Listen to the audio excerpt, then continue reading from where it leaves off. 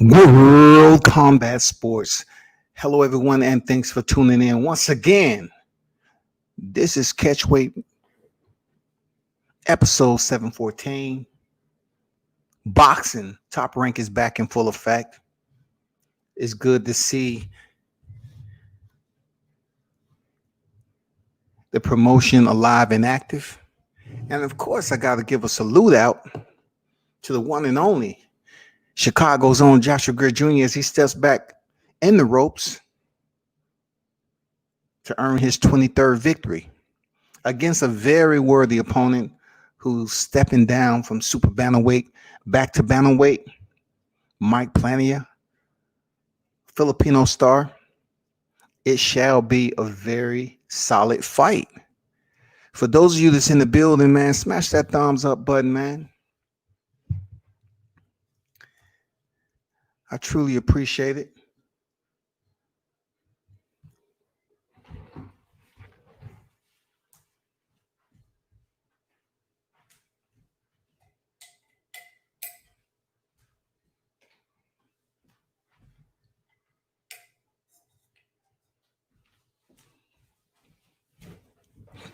What's going on, Underrated Darkness? Salute to you, man.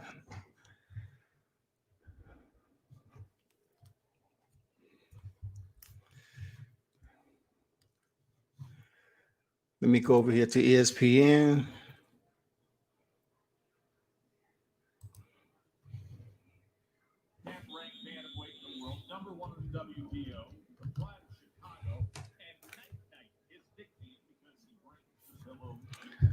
So they're showing Joshua Greer Jr. with his black, gray, and white pillow, custom made, of course. This is a big fight, y'all. This is absolutely a big fight for Joshua Greer Jr. I'm not saying all of them haven't been big, but this particular fight right here, he's ranked number 1 in the WBO. And of course, if he gets this win against Mike Plania, it will set him at the front door of a title shot. And this is what Joshua Greer Jr. has been looking for.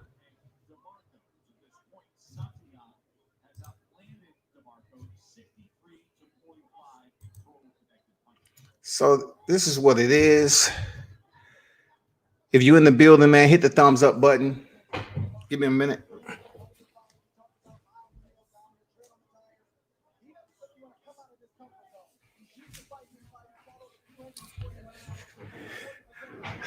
Shout out to Mr. ESPN again. You know what it is? Hey, I got to show love to Josh Greer Jr., man. I was supporting him before he signed with Top Rank. And I'm definitely repping the shirt right now that I was able to get. The last time I was on deck when he fought on the undercard of Shakur Stevenson. So, of course, I got to show the man respect, man. That's what it's about. And the reason why I respect Greer, man, he was one of the first boxers to give World Combat Sports a shout out. And I didn't even ask him to. I just used to tune in his lives, write articles on him, everything else that goes along with media coverage. And, he gave me a shout out. He didn't have to do that. If you heard me speak all the time, right, I always say boxers don't owe media anything. But when you have a professional fighter, it's on the elite level, as Joshua Greer Jr. and many others, when they do take the time to give you a shout out, man, you definitely got to pay homage and let them know how much you appreciate it. But yeah, this is a shirt that I got last time I was on deck. And I truly appreciate it. It said Mr. ESPN again. So he's Don't Blink, Mr. ESPN again, and Mr. Do That. So what has stayed the same about Joshua Greer is absolutely nothing. You know what I'm saying? He changed his hairstyle. Shoot, he goddamn changed up his how he dressed. He always changing up the game, man. He always come in there and perform in a way that's entertaining to the fight fans. And that's what I like about him, man. He's a very thorough technical practitioner, period. Man, I want to give a shout out to Isiah Jones, man. Salute to you. Hey, man, I'm looking forward. Hey, you're an entertaining cat, man. And definitely, I plan on having you.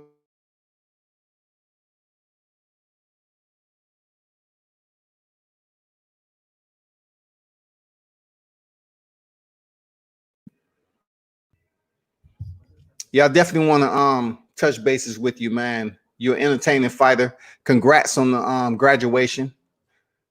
Timko Jr. in the building, man. Hey, Timko, man, how you feel, bro? How you been? I haven't seen you in the ring in a minute, but you know what it is. It's always respect. Hey, Jones, when the next time you're going to be in the ring, man?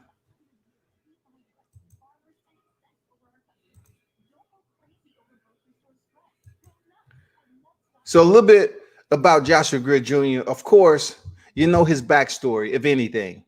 Out of Chicago, he was in the streets, and while in the process of doing what he did back then, like a lot of us have our backstory and our storylines, but he was almost, he was shot at, he survived that, he got into boxing, did some amateur fights, and then he turned professional.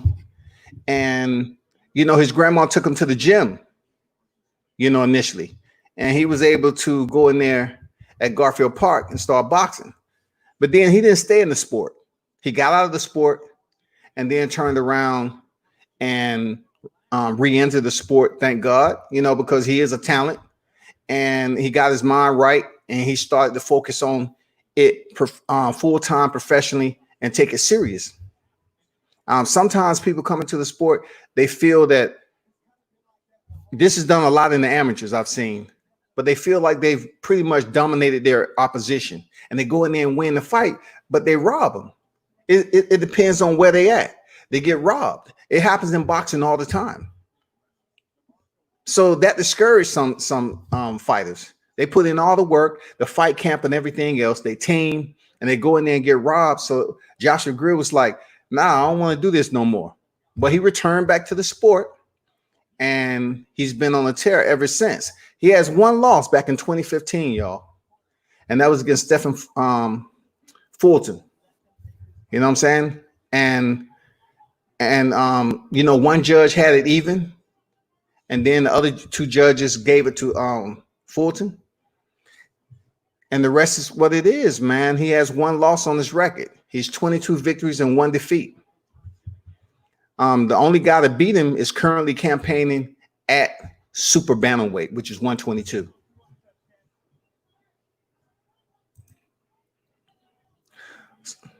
So we have Santillan and DeMarco on deck right now in a scheduled 10-round bout.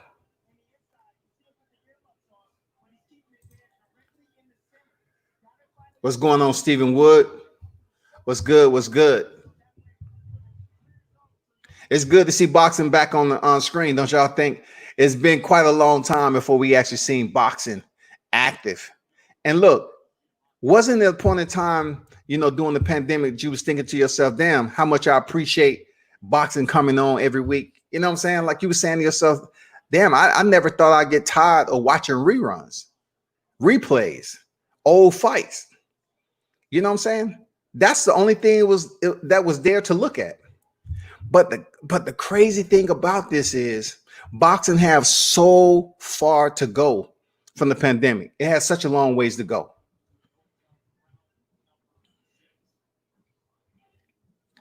Anthony Lindenfelser, what's good, man? Salute to you. What's on the game plan for you, Anthony? When the next time you stepping in the square, bro? Michael Lewis, what's good, man?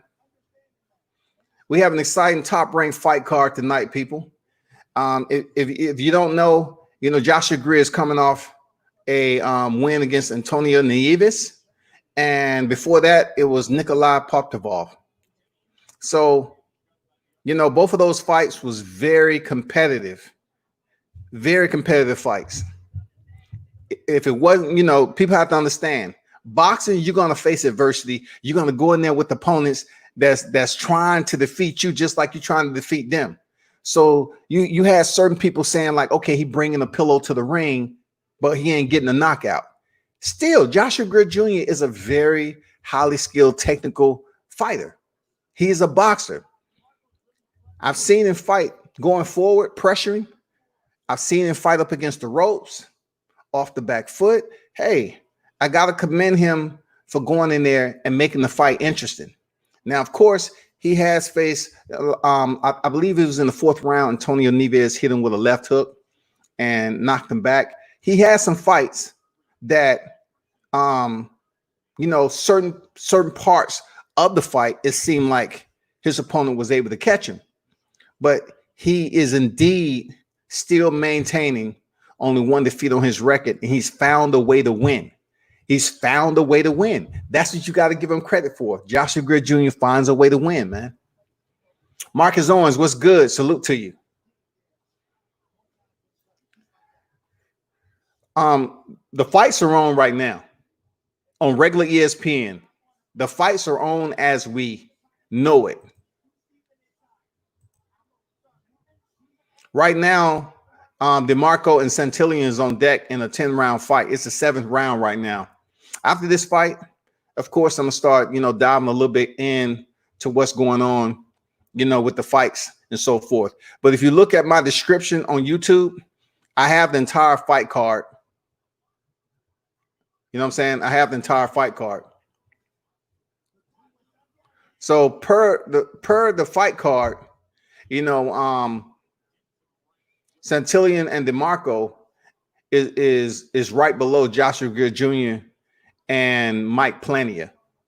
So it should be coming on fairly soon. The fighters that was on, it was a very light card. The fighters that was on this card, hey, boxing is still trying to gather speed, y'all. Just be patient. It wasn't some heavy names on here. You know what I'm saying? It just wasn't. But you have to, if you're a hardcore boxing fan, all you got to do is just pay attention and take your time and just, admire the grassroots and the fighters that's coming up, trying to make a name for themselves, and just pay attention. You're not going to be able to see a fight card with the big names because the money ain't there, y'all. The money is not there yet. Michael Lewis say, yeah, I missed your last few streams, but what you think about how Stevenson looked? Hey, good question there, Lewis. Hey, I could tell you like this. Shakur Stevenson did what he had to do for the opponent that he had in front of him, right? He stepped up in weight, all right? So we got to give him credit for going in there and stopping his opponent. I believe he stopped his opponent in the 6th round. So therefore, he was able to go in there, prove that the opponent wasn't on his level, and get the stoppage. Now, a lot of people was up there saying that Shakur Stevenson fought a bum. I don't use that terminology, but that's quote that he went in there and fought a bum. I don't see it like that. You know what I'm saying? Shakur Stevenson actually hurt his hand. He punched the boy with a right hand, a straight right hand to the top of the head, and he hurt his hand, had an MRI. His team says good, but still, the guy made it to the 6th round. Shakur Stevenson did what he had to do, and he got him up out of there. So you got to give him credit for that. Lennon Felser said August 29th possible against MWJ. Okay. All right, we'll see how that go, man. It should be a good fight. Stephen Wood said, Sky, that weight class, do you see Greer ultimately stopping at? That's a good question, Stephen. And I'm gonna give you my take on that. Now, you probably heard me say Shakur Stevenson is going to contend from featherweight all the way up, potentially to welterweight. Now, I wasn't sleeping. I wasn't just sitting up here, being garrulous about it, just talking reckless. I truly believe Shakur Stevenson will take it all the way up to the welterweight division in his career. For Joshua Greer Jr., I see him potentially moving from bantamweight to super bantamweight. He's 26 years old. He's still young in the game, right? He's not, I don't think he's going to get any taller. That's just like Lomachenko. Lomachenko's a 3-division champion, right? But we know for damn sure Lomachenko is not going to step up to junior welterweight. It's not going to happen. So I'm looking at Josh Greer Jr., his height, you know what I'm saying? Does he still have a little bit more growing to do as he approached the age of 30 later on in 4 more years? That's a question you have to ask yourself. But I do see him moving up the super bantamweight and possibly junior lightweight. All right. That's what I see with Joshua Greer Jr.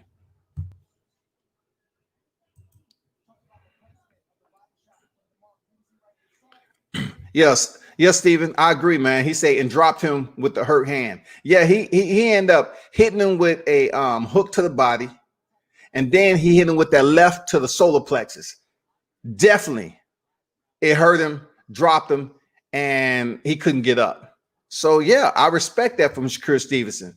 And you know what I like about Shakur Stevenson, right, is that most of what he chooses to tell his fans, Shakur Stevenson keeps it absolutely authentic. He said that he was moving up once boxing resumes. A lot of fighters are fighting a step up in weight classes. That doesn't mean they're going to campaign at that weight class forever. But Shakur Stevenson said, I'm going to step up and I'm going to fight at a higher weight class. And he did. He was able to do it. He came in and fought at 130, got the win. And I'm pretty sure he want to step in there with Josh Warrington. So he's going to drop back down to his regular weight class now that he's back in the swing of things. Now tonight, Joshua Greer Jr. is contending. From my understanding, he's contending a weight class higher. That doesn't have anything to do with his bantamweight standings. But from my understanding, that's where he's contending at. A lot of fighters, they're giving them a little bit of pluses and minuses on this weight, man. You know what I'm saying? The fight is going to be contended as super bantamweight for 10 rounds. And I'm going to tell you, it should be a damn good fight, man. Filipinos come to fight. When I was stationed overseas, I had the opportunity to visit the Philippines, go over there and see the hole in the walls, man, the mud, the gutter, on how these Filipino fighters come up, what their training facilities look like. I'm being absolutely honest. Like, Filipinos, I understand why they have a country behind them. I get why their people support them the way they do, because a lot of Filipinos don't have a lot going on, at least when I was over there. And I went back there in the 90s, y'all.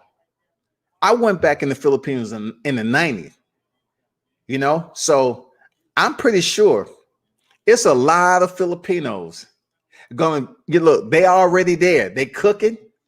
You know what I'm saying? They got the drinks out, and they're looking forward to seeing Plania come in here and fight Greer Jr. And they really hope he gets the upset. Now, just to note, Plania has contended at super bantamweight previously. You know what I'm saying? He contended at bantamweight. He moved up to super bantamweight, and then he dropped down. His only loss on his record was when he was contending at bantamweight. So, like I said before, he's felt the higher weight classes, and now it's up to Greer Jr. to go in there and make it a good fight and get the W.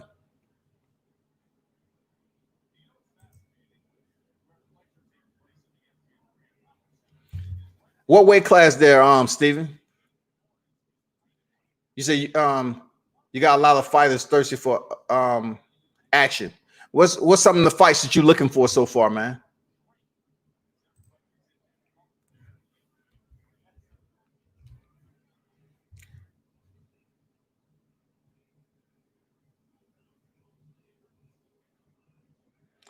This fight right here, currently in the 9th round. Some would call it the championship rounds, but we know championship fights are 12 rounds. But you know what I'm saying? It's the 9th round of a scheduled 10-round affair between DeMarco and Santillan, and they're basically contending at 147, the welterweight. And Joshua Greer Jr. and Mike Plania, contending as bantamweights. But if you look on BoxRec and everything else, man, they've been scheduling them. They've been talking. They're basically as super bantam.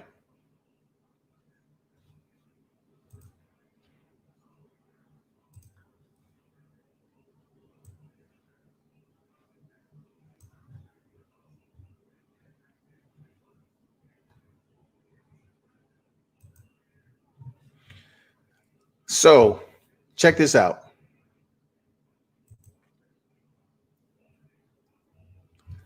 Man, you want to see Munguia? Hey, Munguia don't excite me though. But I get what you're saying. What do you want to see with Munguia? You want to see him fight who exactly? I mean, like, you want to see him fight for a title at the weight class he at right now? You know, what do you want to see Munguia do? I'm just curious because I have to ask that question because certain people be talking about Munguia. I'm saying to myself, like, what do you want to watch? He just don't seem extremely interesting to me. But like I said before, I give Jaime Munguia his credit because he was very active. I believe it was 2018, 2019. Dude fought like 5 times. You know, I have to give him his props, man. He's very active. But to see him, you know, he's currently at the middleweight division. I don't see him defeating Demetrius Andrade. Even though Demetrius Andrade is a very boring fighter to me, I don't see Jaime Munguia outboxing the southpaw. I just don't see it. Anybody else in that division, I don't see him stepping in there with Jamal Charlo. I don't see him definitely getting a fight with Saul Canelo Alvarez. You know, I just don't see any of that. Yoda Murata, are they really gonna make that fight? I mean, it's plenty of other people in line. Gennady Golovkin, Jaime Munguia. His name is not big enough for Gennady Golovkin. Gennady is looking for money fights right now. He's looking for anything that would give him a paycheck, anything that he can rebound after leaving Abel Sanchez. We thought we was going to see a trilogy in September, you know, against him and Canelo.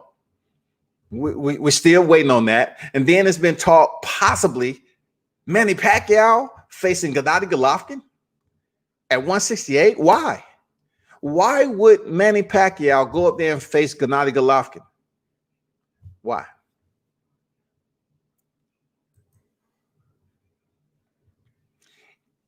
The Charlo twins, man. Man, have you even seen PBC on the map? I know they have a fight coming up. They're going to jumpstart their fight cards next month. But, you know, the big deal with the Charlos is the names. You know what I'm saying? The names. They're no longer champions in the same division. Jamal Charlo moved up. So we're still waiting for Jamal Charlo to fight a big name, people. Absolutely want to see him go in there and fight Canelo Alvarez. We want to see that shit. Absolutely. I would want to see Jamal Charlo even step across and fight Demetrius Andrade.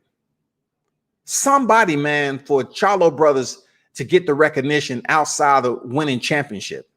You know what I'm saying? We need them to match up with somebody that's going to give them the credibility that they some of the best in the sport. Tony Harrison just isn't going to get it done. Jamel Charlo did go in there and fight valiantly and regain his title. But now it's time for Jamel Charlo to step up. Now it's time for Jamal Charlo. And I'm not saying they ain't stepping up. I'm saying we want to see them in there with some big names, man. You know, the banter came across, right? That we're in the 10th frame right now. 10th and final round. So the conversation arose about potentially Terence Bud Crawford. Okay, this is twice. Okay. The scuttlebutt came up. The rumors was going all around that Terence Bud Crawford didn't really mind stepping up to 154 and facing Jamel Charlo. But of course, they hurry up and shot that down because with no gate, how are you going to make money off the fight and everything else? So that's not a fight that's really potentially going to happen, right? And then you turn around recently and Terence Crawford name has come up again. Now, if Terence Crawford is any way, shape, or form thinking about stepping up and fighting anyone at 154, just as recent, Patrick Teixeira, the WBO junior middleweight champion. Hey, I know he has Brian Castano already as the #1 rank, but how good would it be to see Terence Crawford step out of the welterweight division, being that we're not going to get the fight between him and Errol Spence, and go up there and fight Patrick Teixeira. We want to see something. 3-division champion. We know Bud has the heart. We know he has the dog. Step up to 154 and let's see something. Because it's bullshit in the welterweight division that him and Errol Spence is building a whirlpool of potentials. And that's all it is. It's almost like just putting dish detergent in an empty tub and you ain't washing shit. You just making it seem like it's a load in there. Ain't shit going on except bubbles and suds and all that. That's what I feel that's been going on with Errol Spence and Terence Crawford potentially fighting each other. The way it looks coming off the pandemic, it's not going to happen this year. Errol Spence is coming in here fighting at the end of the year. If it's Danny Garcia, we're anxious to see how he looks. And then 2021, it's no talk of him potentially facing Terence Crawford. None. It's all fucked up.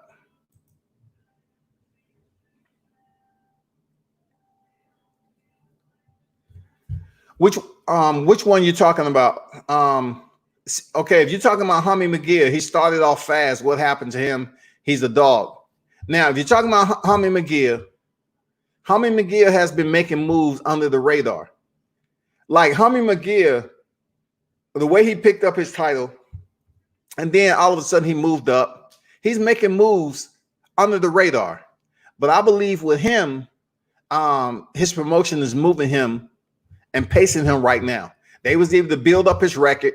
Now they're trying to pace him accordingly to get some big money fights. They moved him, they pressed the gas and was able to get him some good, solid fights, build up his damn numbers on his resume. And look, he's looking for a big name. Jaime Munguia is looking for a big name, man. So people can start taking him serious. Because when you hear the word Jaime Munguia, people are like, you know what I'm saying? Is he, I don't know if I want to see Jaime Munguia. He's look, he has the dog for real. Let me see who won this.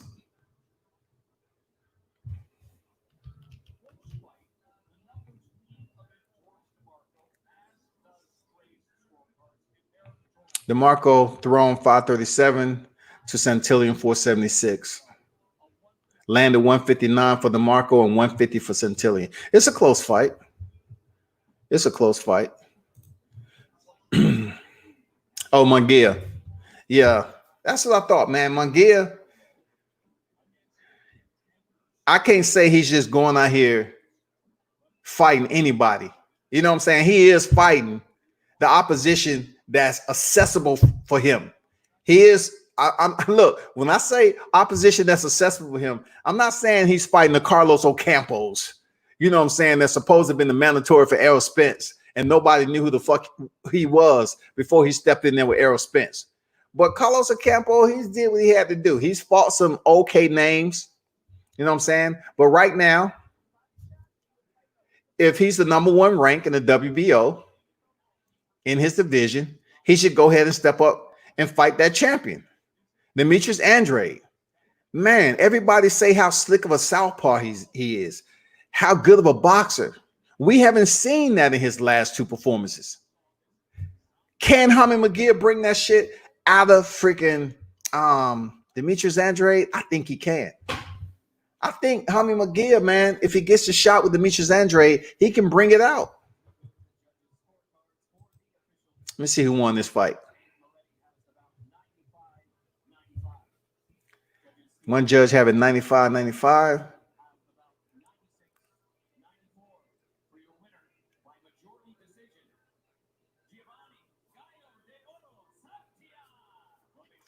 Oh, Giovani Santillan. He won. Wow.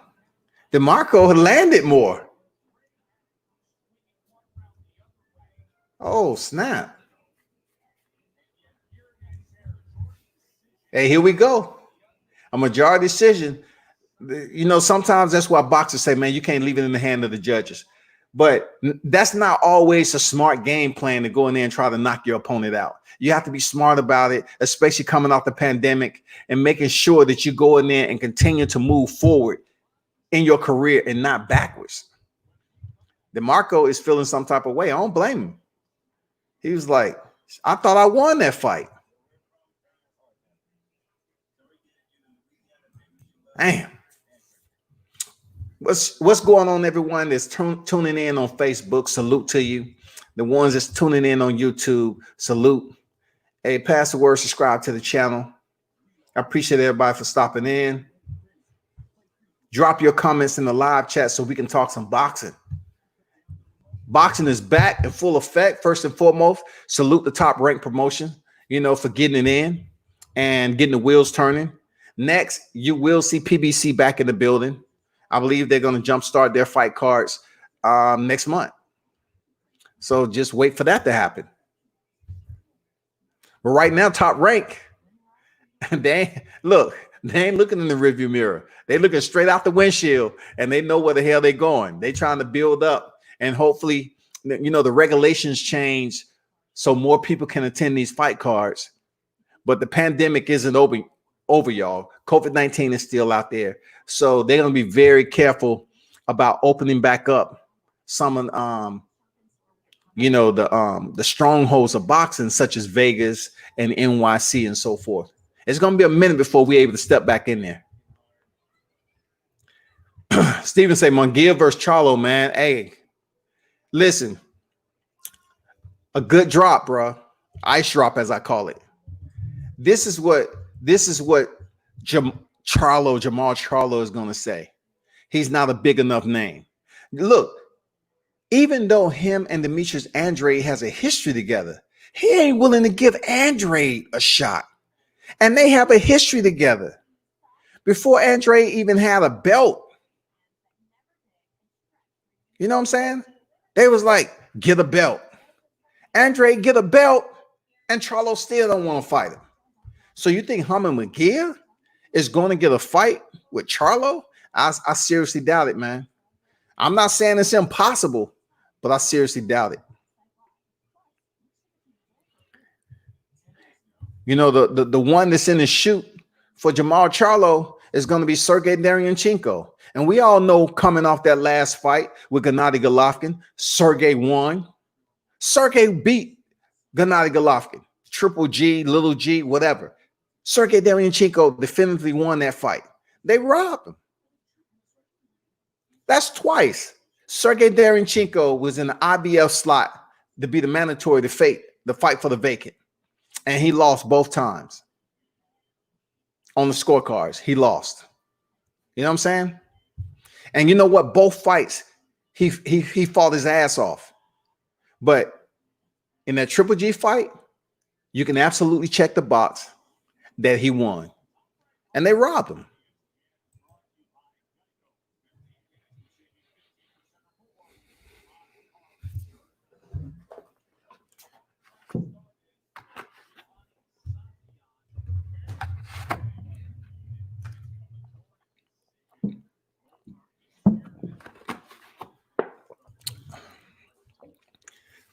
It's good how they following this strict protocol and wiping down the ring and all that for the safety of the fighters.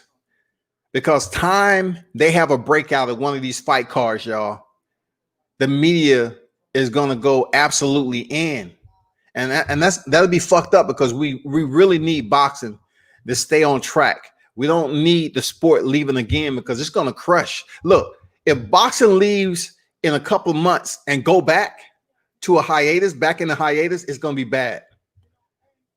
It's going to be bad.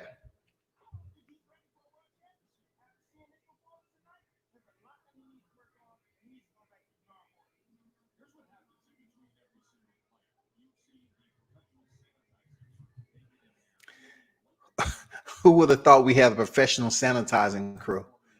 I mean, outside of janitors. Steven says, Keith Thurman going to fight this year? You know what? That's a good question. And coming off his loss to Manny Pacquiao, man, I would say this: Keith Thurman is still a name to be reckoned with in his division.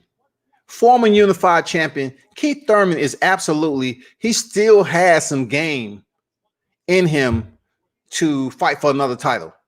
He does. Even though he looked bad and there's a lot of circulation going around that, he might have cashed out on his title to Manny Pacquiao, whatever, Keith still has enough to return.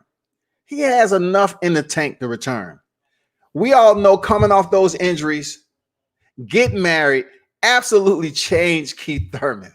He went to one time, to sometime, to no time.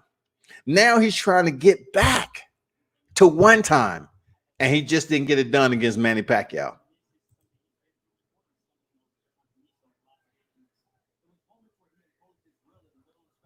They're having a post-fight interview.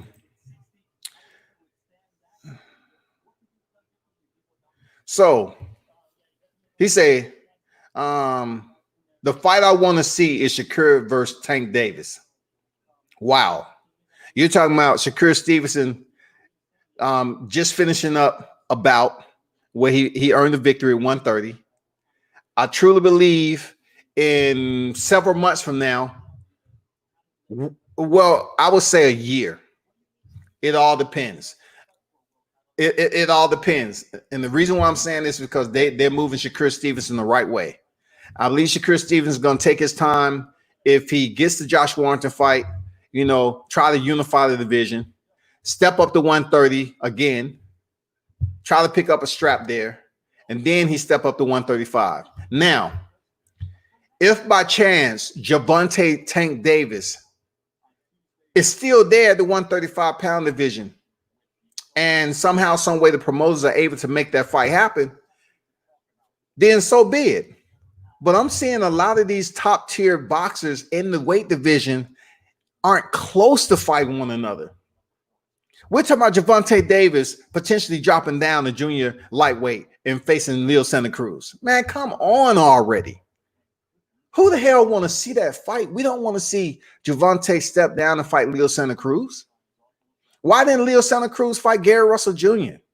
It's plenty of people. He fought Abner Mares twice, but you couldn't fight Gary Russell once. Man, come on. So that's what I'm talking about. The big names not fighting. Shakur Stevenson fighting Gervonta at 130. I don't know if that's going to happen. I don't know.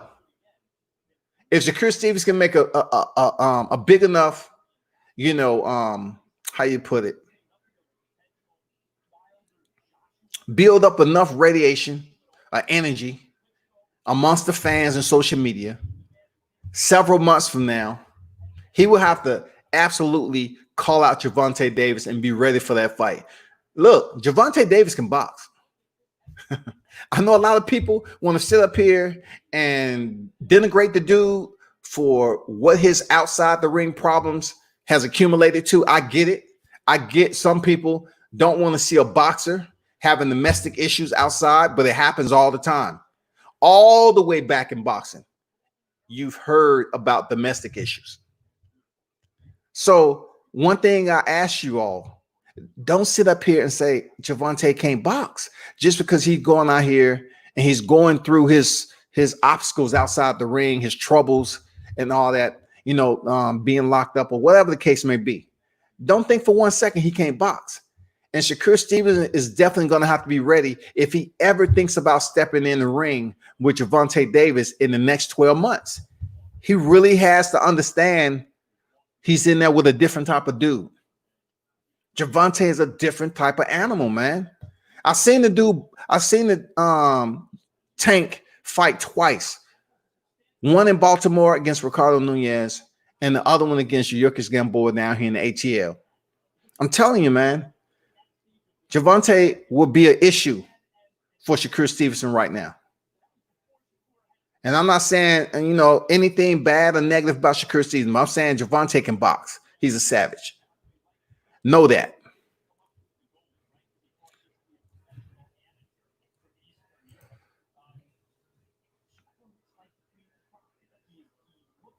It's showing Shakur Stevenson knocked down with the left to the body. He hit him with the right hook and then came straight up the middle with that left to the body, man. Nice solid punch to the solar plexus. Felix Caballo, Caraballo. I mean, he did what he had to do enough, but it wasn't anything that was impressive that he put Shakur Stevenson in a top predicament or gave him any type of adversity. What people are going to look for in Shakur Stevenson is that fight with Josh Warrington, if it's possible. That'll be a good fight.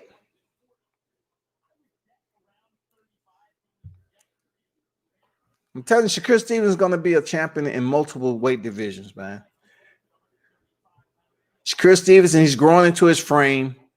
And, man, I hope when he arrives at the lightweight division, which is the hottest division right now, I really hope there's a lot of names still residing actively in that division, like the Devin Haney's, Tank Davis's.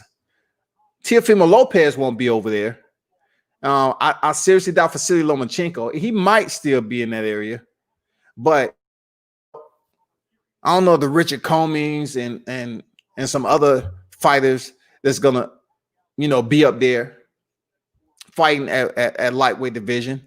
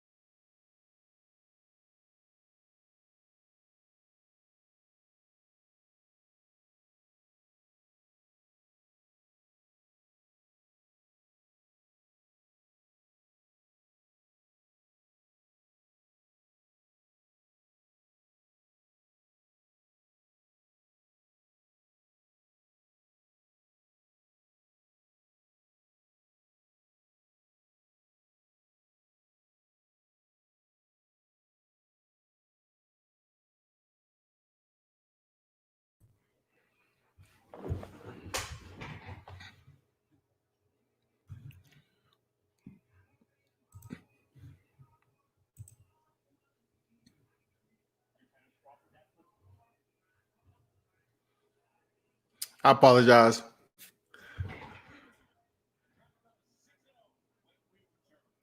Okay, so they are fighting out of order. Okay. You got Isiah Jones coming up, and this is going to be the super middleweights in the 6-round fight. So yeah, somehow, some way, the fight card that was published in order is not happening that way. They're fighting out of sequence right now, but they're still boxing though.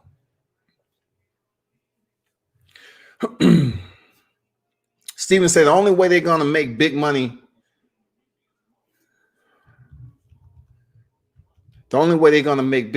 is to fight big names.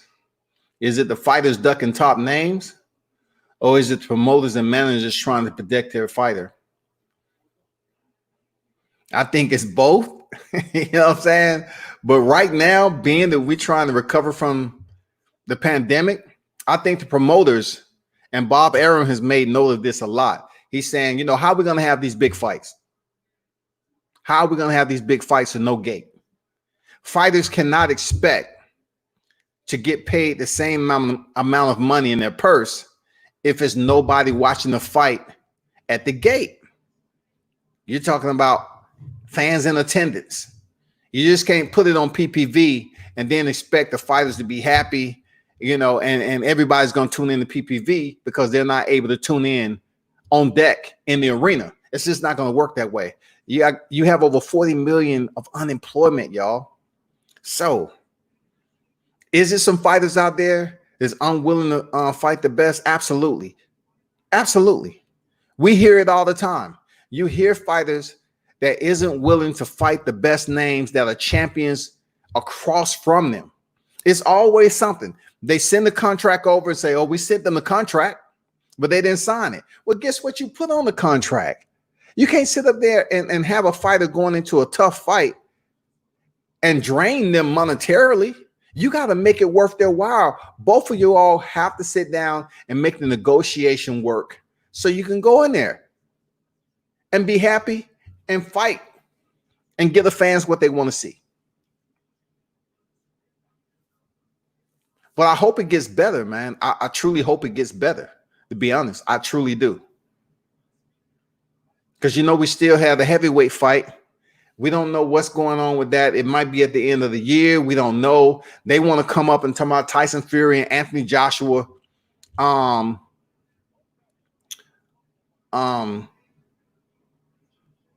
Crocheting a motherfucking 2-fight deal. I told you all before, don't believe all the bullshit that you hear from across the pond. You know what I'm saying? Tyson Fury is in a 2-fight deal with Anthony Joshua. Say who? And now Dillian White's trying to sue the WBC. Man, come on. This shit is becoming comedic. It's becoming a clown show. Dillian White, as much as I've criticized him in the past, right? Dillian White has every right to go up here, and if he chooses to bring some type of legal action to get notoriety or to get his relevance, then do so. Do so. Because that's what you have to do. That's kind of what Sergey Derevyanchenko did. You know what I'm saying? When they was mandatory for the IBF, they made enough noise and they pushed for it and they was able to get a shot twice. Now, Dillian White, who's been sitting in that slot forever and a day, even when Deontay was WBC champion, now he's fighting to say, okay, I want my shot at Tyson Fury. How in the fuck are you going to sit up here and do a 2-fight deal with Anthony Joshua? Let's be real. That's disrespectful. That's disrespectful. If Dillian White is going to be the WBC mandatory, how can you make a 2-fight deal pending if he remains champion after fighting Deontay Wilder? Dan Cooper said, do you expect Loma to move up? It's been said plenty of times. Let me see who's walking to the ring. Are they back yet? Okay, they're in the ring.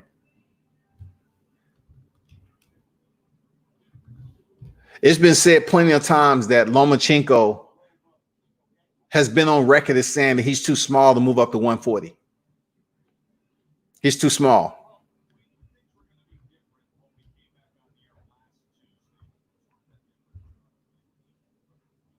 And it's not like I'm totally ignoring the fights that's going on. Really, it's a 6-round fight. I'm not, but I'd rather handle the dialogue of, you know, the supporters that's in the live chat, because the questions are much bigger than those right here that's fighting right now. But to answer your question, Dan Cooper, about Vasily Lomachenko moving up, listen, Vasily Lomachenko has been on record as saying he's too small for 140. Just like you just heard Regis Prograis say about Maurice Hooker. Maurice Hooker contractually agreed to a catch weight, right? So the crazy part about boxing, they putting all these fighters up in these higher divisions, and they're not competing there yet. If you compete above the weight limit of the division that you was currently contending in, they automatically somehow move you up if you a big name. Regis Prograis has made it a point, just like Vasily Lomachenko, that he isn't moving up to 147. Vasily is not moving up to 140, just like Regis doesn't want to move up to 147. He says he's too small. So that's why Vasily is moving back down to 130. He believes he's too small to go up to 140. Look, I would rather see Vasily Lomachenko attempt. Look, he already has a loss. He already has a loss against Alito. I would rather see Vasily Lomachenko Don't play it safe. Move up to junior welterweight and try to fight for a belt and become a 4 division champion. At least try it out. You ain't that motherfucking small. Vasily Lomachenko is a martial artist and a professional boxer. He knows how to freaking box. The fans are always commending Vasily Lomachenko for having some of the best footwork and angles in the sport of boxing. Why not say, fuck it, move up to junior welterweight and try to get another strap? And seeking you, use all that skill that they've been talking about and try to become a 4 division champion. Because I'm going to tell you like this, people, everybody's tuned in. Vasily is not unifying the lightweight division, period. GB Boxing, what's good, man? Thanks for dropping in. He said boxing has become one big Panama, what's that word? Panami. Sit back and enjoy the show.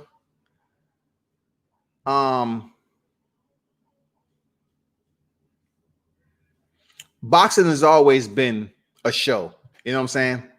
It's just right now, look, as a society, as a nation, we're struggling right now. So not to get all into the political aspect and what's going on outside in the streets. Boxing in general has had ebbs and flows as how it, match up fighters and how we are so eager and hungry to see these fighters step in the ring, the best fighting the best. But it's all became money. It's all became about money right now. Everything is about freaking money. If you're going to tell a goddamn fighter to get a belt, okay, and then you plan on facing Errol Spence, all them people. And then when they get a belt, you still can't make the freaking fight happen. Keith Thurman telling people to get a belt. Like, come on, man. Like, these fighters are getting belts.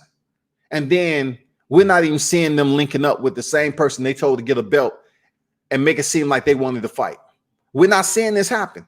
It'd be a shame that we don't get to see Terence Crawford and Errol Spence. It'd be a shame because we're very close to having one face, one name, one champion in the welterweight division. But unfortunately, Bob Arum was saying, like, it's no way for us to make that Errol Spence and Terence Crawford fight without a gate. It just can't happen. So now that we look forward, what can we look forward to now? Terence Crawford potentially facing Manny Pacquiao. I hope that fight happened. Really. I've said it before in several of my lives. Terence Crawford will defeat Manny Pacquiao, hands down.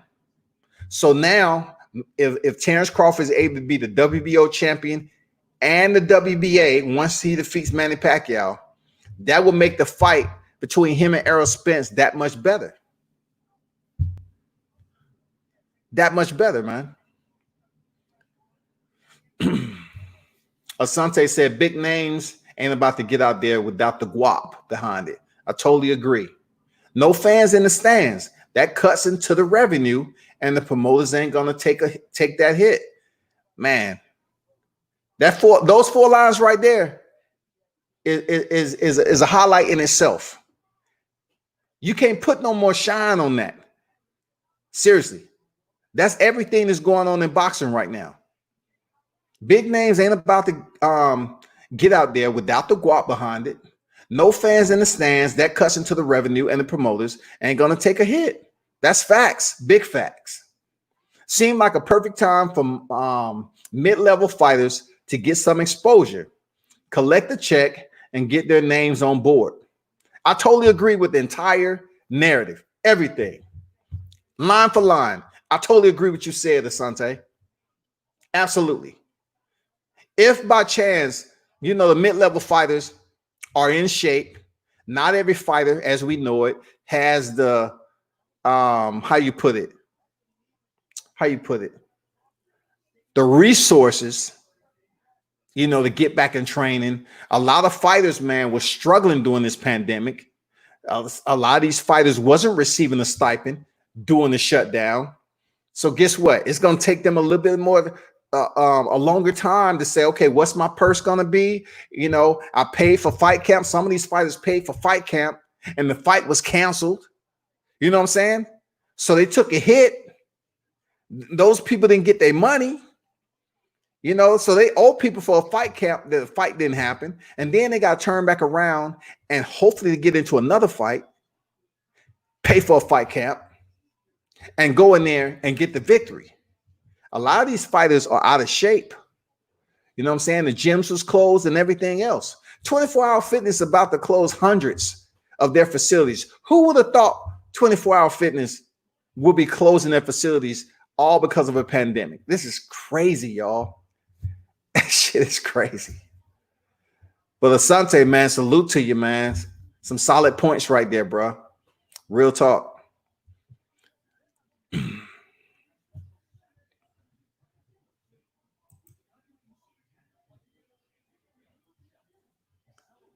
If you want to see these fights, they're on ESPN. But, you know, out of the names, and, you know, if you follow my channel, to me, watching boxing in general is informative for me. But tonight's card, of course, is going to be all about the main event. Joshua Greer Jr., who's in his first headliner. He's facing Mike Plania in a 10-round fight. It's a very crucial fight for both, especially Joshua Greer Jr. And it's going to be entertaining, man. You know why it's going to be entertaining? Because when I got this shirt, he was with Coach John Pullman. Cool cat. Greer Jr. had made a transition from Chicago out to California. After his last fight with Antonio Nieves, he decided to come back to Garfield Park under Coach George Hernandez. So, you know how boxing goes. He might not have felt that he was getting what he needed. He wasn't growing as he thought. He wasn't performing the way he should in the ring. So he went back home to Chicago, and that's where he's been training at.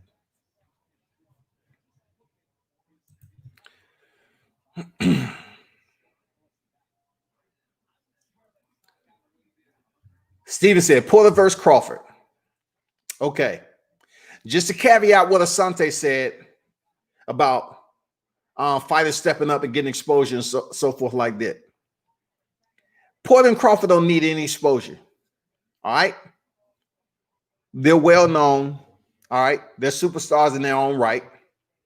Terence Crawford more than Sean Porter, in my opinion. Terence Crawford is 3-division champion. Period. It don't matter how many weight classes Sean Porter competed in prior to earning the championship at welterweight division. At this point in Crawford's career, does it benefit him to fight Sean Porter, who has already fought Errol Spence? Because really, all what people want to see is how Terence Crawford performed with Sean Porter. Terence Crawford isn't in this at a point in his career right now where he has to prove to the people how good he is by fighting someone that has already lost to the fighter that he's trying to fight for the unification. He isn't trying to do that. I mean, Terence Crawford saying, I ain't sitting in the back of the classroom, man. I'm not sitting in the back of the classroom. I don't have to sit up here and prove to you that I can pass this class. I'm a 3-division champion, former undisputed at 140. Why do I have to face Sean Porter, who has no belt? Sean Porter lost his belt to Kell Brook. Then he gets the opportunity to fight for the vacant WBC that was vacated by Keith Thurman. He was able to go in there and show us, coming off an awful performance against Yordenis Ugas, he showed us he can go in there and fight Danny Garcia differently, and he did it. And not only did he fight Danny Garcia differently, he went in there and fought Errol Spence totally different than he fought Danny Garcia. And it was a very interesting fight up until the 11th round when Errol Spence hit him with the left hook. Why would Terence Crawford want to take that fight right now? If the money is right, we can't say that. You know why? Because if that's the case, he will be fighting Errol Spence. We all know Errol Spence is coming off an accident. Okay. He said he don't want no soft touches coming back. Okay. We know he was still waiting to get back into sparring because he had implants. He was waiting for his mouth to heal because he lost some teeth during his accident. Okay. But what is absolutely an opportunity for Danny Garcia wouldn't have happened if Errol Spence wouldn't have had that accident. I don't think. Even though Errol Spence said he didn't want a soft touch, is Danny Garcia a soft touch? Like, is he a tough opposition for Danny Garcia, who lost to Sean Porter, who Errol Spence already defeated? Man, come on, man. If you don't want a soft touch, just come back and say, you know what, fuck it. I'm fighting Terence Crawford. Forget the paycheck. We'll get what we get, but I want the belts.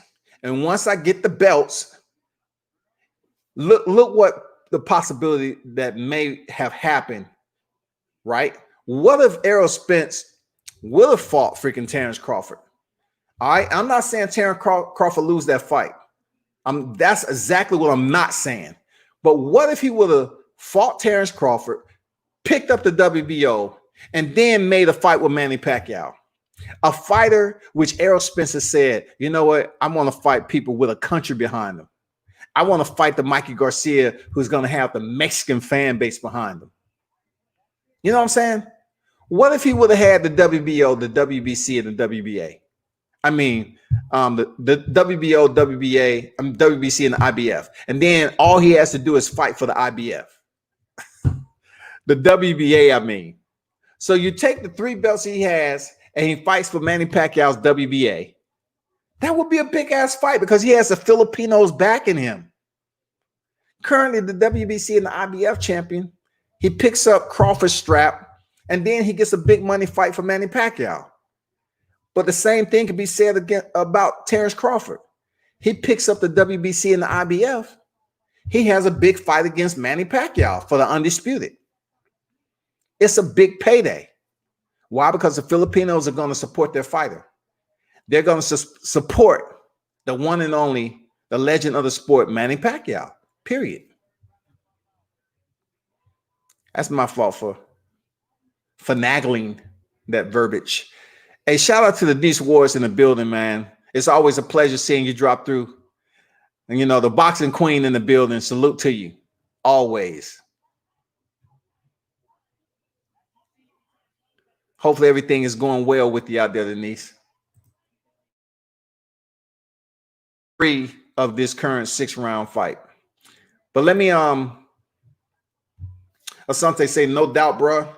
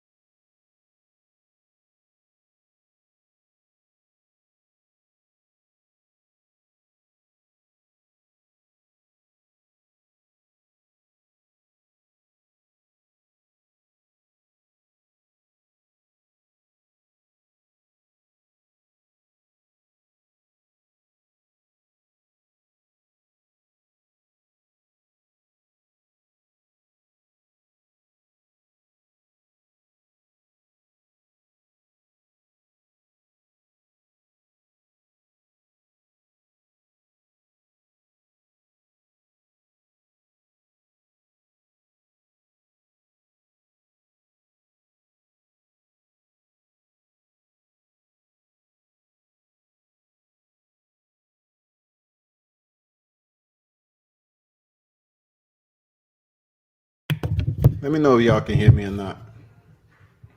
Hold on for a second. Let me know if y'all can hear me. Okay, I should be good.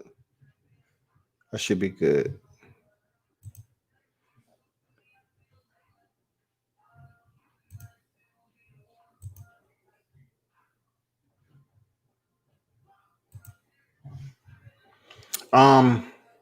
What's going on, Cornelius?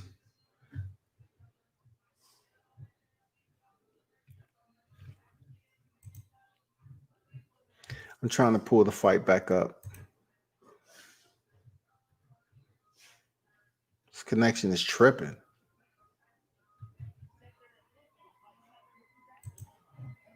Okay, to get back to Steven's question. Who has had the tougher competition, which is a damn good question, Steven. Who has had the best competition? I mean, the tougher competition out of Crawford Porter and Steven. I mean, hopefully, listen, come on. If I say anybody else besides Shawn Porter, man, come on, bro. I wouldn't expect you to visit the channel anymore. Come on, man. Shawn Porter, dog. Come on. It's hands down. It's not even close. I know Terence Crawford stepped up and fought Jeff Horn when he was entering the welterweight division, and he had the Jose Benavidez, you know what I'm saying, Mean Machine and stuff like that. But the tougher competition is absolutely Shawn Porter. Period. I don't even have to go through the names. Come on. Even though he looked bad against Yordenis Ugas, I can start off with him. You know what I'm saying? Because Yordenis Ugas is only a matter of time before he get his shot. You know, Kell Brook, who took his title. Man, come on, bro. Errol Spence, Keith Thurman, Danny Garcia. Come on, man. I believe you was trying to trick me. I believe you was trying to play some magic games here. You know what I'm saying? David Blaine might be, you know, in your neighborhood, or David Copperfield. But come on, bro. If I say anybody else besides Shawn Porter, bro, I would expect you never to visit the channel again, bro. But thanks for the question, man. Shawn Porter, hands down. Steven said Danny is a soft touch. Man, I don't consider Danny a soft touch at all. I just thought he had the wrong game plan against Shawn Porter. They thought they was going to be able to wait and land that overhand right. And when he did land that right hand, Shawn Porter took it and kept fighting. Shawn Porter didn't fight Danny Garcia like he fought Errol Spence. They thought they was going to get the Shawn Porter that fought Errol Spence. They didn't.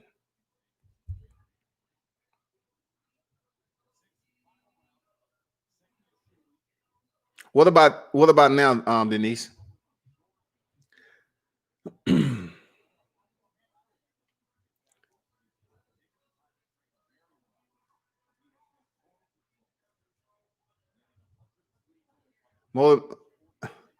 Moldy, you don't have an avatar picture up there. So let me say this. Joshua Greer Jr. is absolutely who I'm going for, period. Period. You know, even though both of these fighters have one loss, it's going to be a competitive fight. It's going to be a competitive fight. Who I think will win? Joshua Greer Jr. That's who I think will win. I believe, you know, him being back in Chicago, a lot of people start to kind of nod their head saying, okay, he bring the pillow to the ring and all that. I didn't. I just felt when fighters go through transitions in their boxing career, like Joshua Greer Jr. is not on social media a lot. He don't sit up here and let the public know everything that's going on behind the scenes.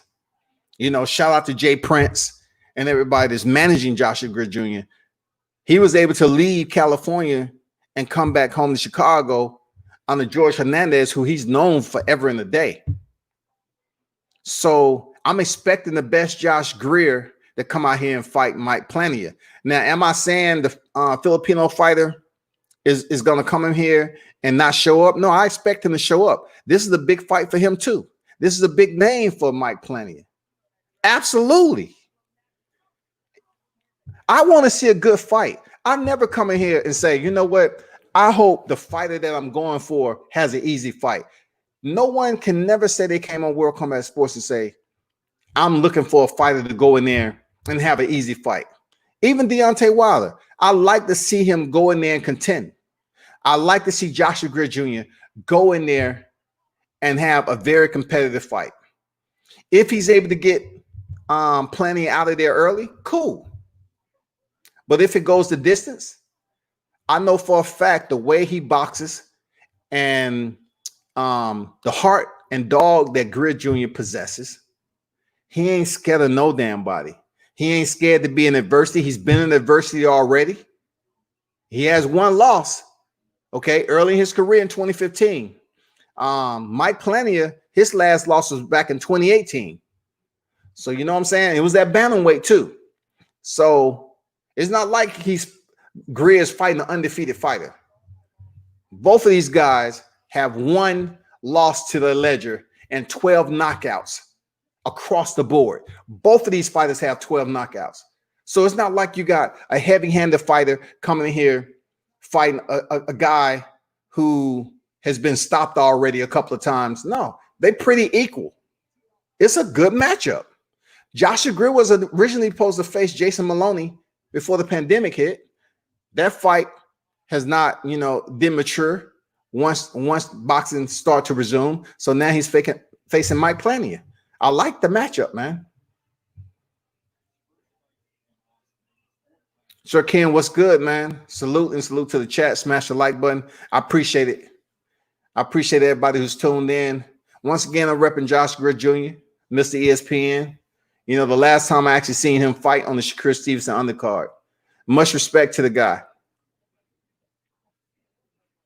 But appreciate that, Sir Ken, for dropping in. Denise Ward's Motor. Sago, GB Boxing, Michael Lewis, everybody that's on YouTube, Stephen Wood, Asante, Cornelius Hayes to drop through, Dan Cooper. Appreciate everyone that's in the building. Hey, if you have any questions, man, let's talk this boxing as always. I know y'all never around when I'm talking MMA, but hey, I cover both sports. If you got boxing questions right now, let's hear it. Let's go. I'm telling you, it's been some damn good questions tonight, bro. I'll tell you, I'd rather have 10 people to talk boxing with than having 50 people tuned in that they talking to themselves in the live chat. Drop some boxing input into the live chat so we can talk. But Steven, I disagree with Danny being a soft touch, man. For real, I disagree with you on that, man. And just to verify, anybody who ever get asked that question, media-wise, who has had the tougher competition, Crawford or Porter? Man, I'm telling you, that's a setup question for real. Because if you was losing subscribers before, you definitely gonna lose subscribers then, because they're gonna put out the Roger Mayweather on your ass. They're gonna say, you know what? That motherfucker don't know shit about boxing. I asked him who has a tougher competition, Crawford or Porter, and he said freaking Crawford. It's no way. It's no way. Without any hesitation, Porter has had the better competition. But that's a very solid question, man.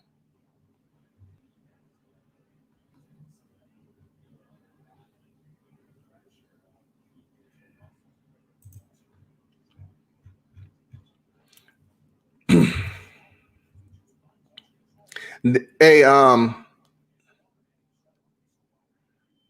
channel, they're basically out of order. Like if you look at my YouTube description, that's the way I receive as media. I receive the fight card lineup like you see in the description. Now, of course, it's been out of sequence, and I don't know why. It was like that for the Shakur Stevenson too. But the press release, I'm getting this straight from the press release because I've covered Top Rank and Showtime Cards, PBC, and they send me press release. And this was the way the press release came out, but yet they're out of order. So it's not like I put it there. I copy and pasted the press release and how the fights were supposed to go down today, and they're out of sequence. But I believe Greer Jr. and Mike Plania should be up next, to be honest. I think they should be up next. Appreciate you stopping through the channel. Real talk.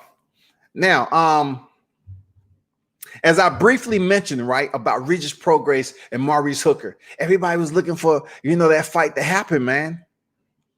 But look, Maurice Hooker contractually agreed to a catch weight, and then he tried to change it up and say, you know what, I want Regis to fight at freaking welterweight.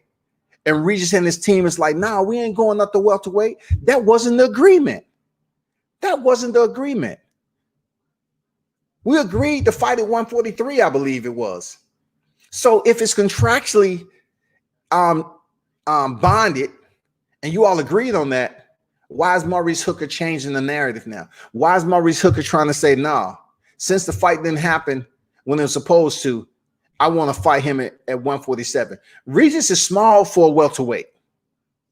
And plus, Regis has made it perfectly clear he has unfinished business with Josh Taylor.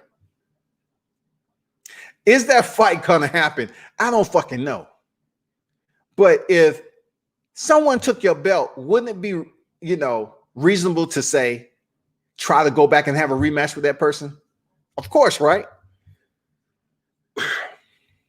I would say, Regis, if your business is unfinished at 140 and you want to go back and have a rematch against Josh Taylor, do it. If they're going to give you that fight, cool. But there's still a contractual agreement between him and Maurice Hooker. And I don't know how this fight is going to play out now because it's full of controversy. They're fighting at a catch weight now.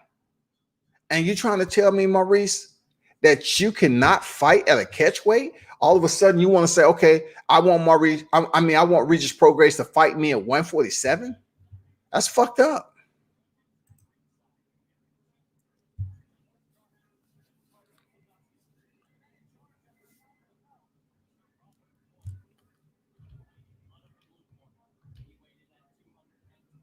Oh, they got another fight up. Hector Perez, 6'2" and 3 knockouts.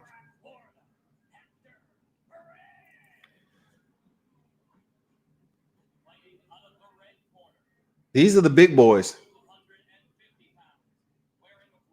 Juan Torres. I've seen Juan Torres before. Well, I've seen this cat before. I've seen Juan Torres. No, he from Cypress, Texas. I might have him confused with somebody else. I don't know. But these are the big boys. Who's watching this fight right now? I don't think it's going to go past second. I don't know. It just looks like that. These are the heavyweights, 6 rounds. And this is supposed to look, this was supposed to be the first fight to kick off the main attraction. Out of order. Okay. All right. Torres in the blue. Ooh.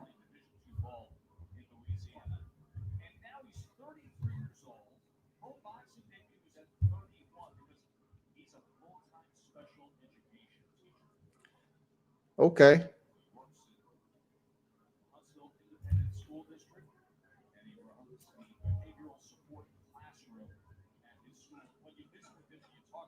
Perez is banging hard early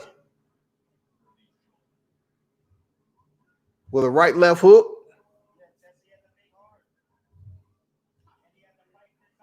Torres is smiling at Perez right now. I'm gonna tell you, Perez is sitting down on every shot. He's headhunting though. He reminds me of Charlo. Either one of them. when they both fought Austin Trout, they was headhunting. He was keeping a hundo. Perez is basically trying to go home early tonight. But these are the heavyweights. I don't know what his gas tank is like. I like what I'm seeing, though. Doubling up with the left hook, coming with the right. I like what I'm seeing with Perez. If you have any comments, drop your comments in the live chat, y'all. They out of order. I think I answered this already. The fights are out of order, so I believe Greer Jr. should be next. So these are the heavyweights right now. Hector Perez versus Juan Torres.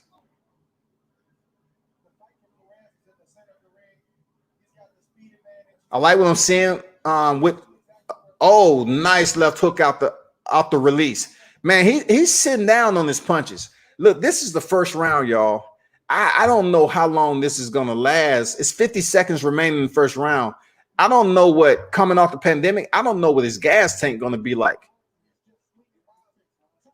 Because every shot, he's putting 100% effort into it, man.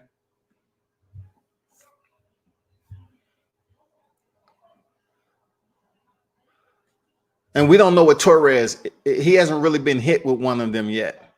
But look, as a heavyweight, I'm seeing pretty decent defense for Torres to avoid these heavy shots.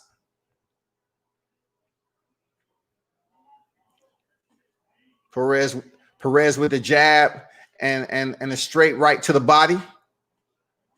Again, I like what Perez is doing, staying active with the jab, especially with heavyweights. That ends the first round. He didn't look too tired. You know what I'm saying? Come on, let's go boxing. Let's go boxing hardcore, boxing heads. You know what's next?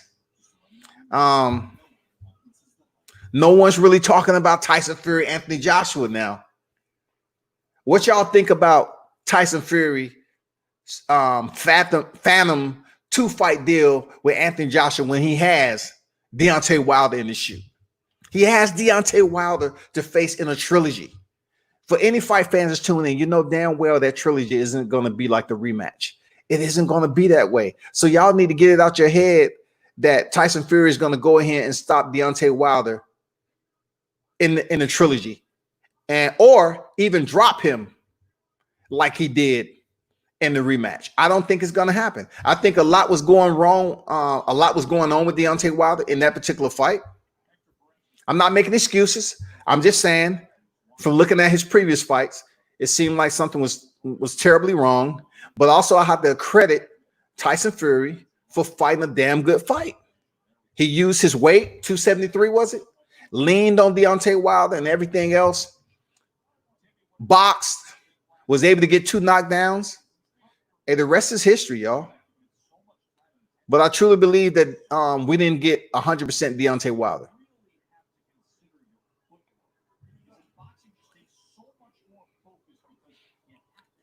Art said, shout out to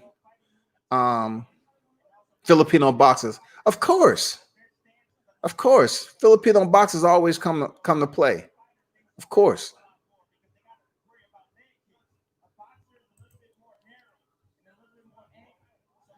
See, what I see with Torres, he's keeping close now. He's staying close to Perez because Perez in the first round was throwing heavy shots, y'all. So far, when the fighters separate, Perez is able to stay active with the stick, and he's landing those jabs. I like what I'm seeing from guys at this weight, especially Perez, and how he's able to stay active with his jab. Fundamentals. Just like Buddy McGirt said, you can't beat fundamentals, man. Okay, Perez is backing up a little bit, you know, kind of changing up the flow, trying to bring Torres to him. Torres, he threw a punch, and that's that COVID, that's that isolation, looking at the TV. That's that remote control unbalance right there. That lack of balance for remote control itis. The action is slowed down tremendously in the second round. 50 seconds remaining. Perez throws a straight right to the body, goes back to the jab. I mean, he's dominating this. I mean, not dominating him. I'm just saying, damn, Perez almost fell down too. He's winning the fight. It's about to be 2 rounds to love. Torres isn't active enough, y'all. He might not be in the best of shape. Oh, nice stiff jab up top from Perez. Ooh. He bobbed. Look, he pushed his head down. And then Torres, oh man, Torres gets on the inside. Perez stinging with a combination. Hey, I like the speed of Perez, man. I like the speed of this dude. He's not that tall, but I like the speed of what I'm seeing from Perez. I like that.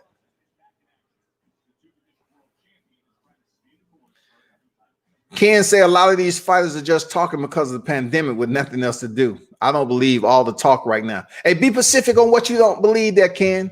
Be specific.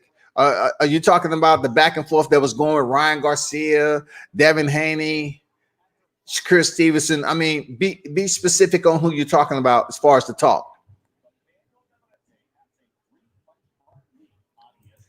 Oh, they just mentioned Evanio Navarrete. Man, that's one of my favorite fighters, man. Navarrete, he's, man, I'm telling you, he's a smooth operator. Super bantamweight WBO champion. Navarrete is a smooth operator, man.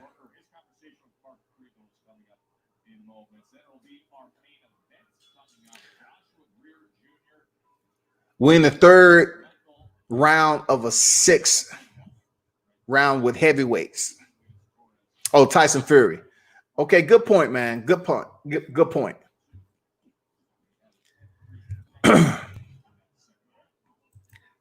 People need to understand, like, you're not going to just shred the contract that is in place for Deontay Wilder and Tyson Fury for the trilogy. You're not going to just jettison that just because Tyson Fury want to get on here and do the same thing that Eddie Hearn was doing. Eddie Hearn's, do you remember when after the $50 million, after it was turned down by the same person who said, give me $50 million, I'll fight tomorrow.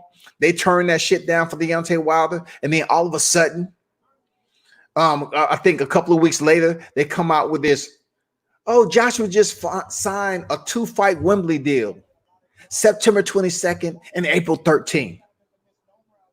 He fought Alexander Povetkin on September 22nd. What was so important about that? And then Eddie Hearns come out, oh, it's just a $1 billion DAZN deal.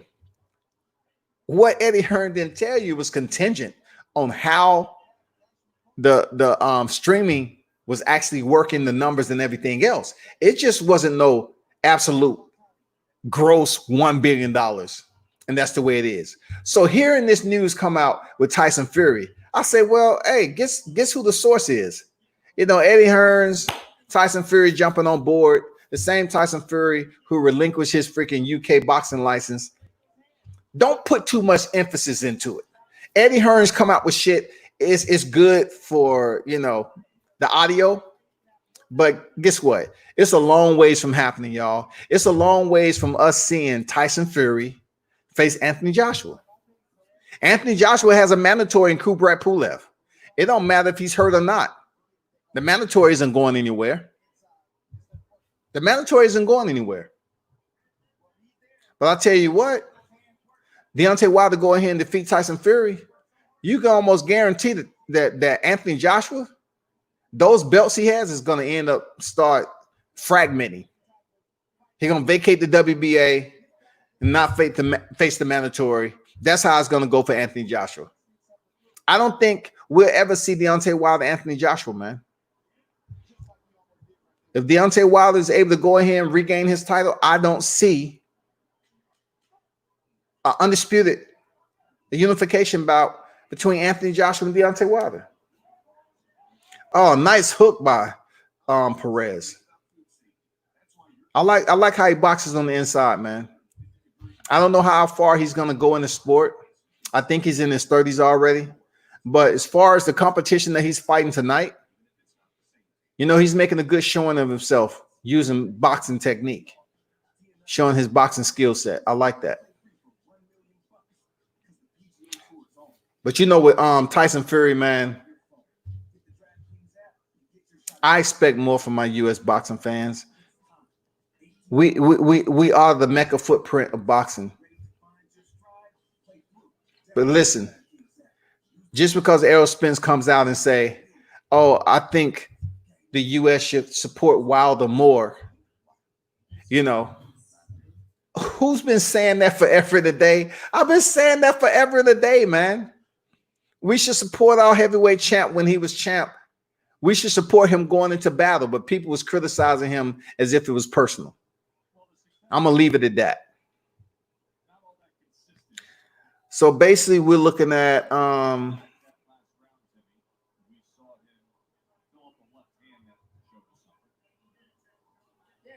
okay.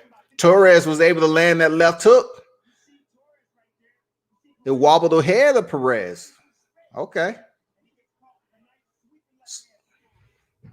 Hold on for a second.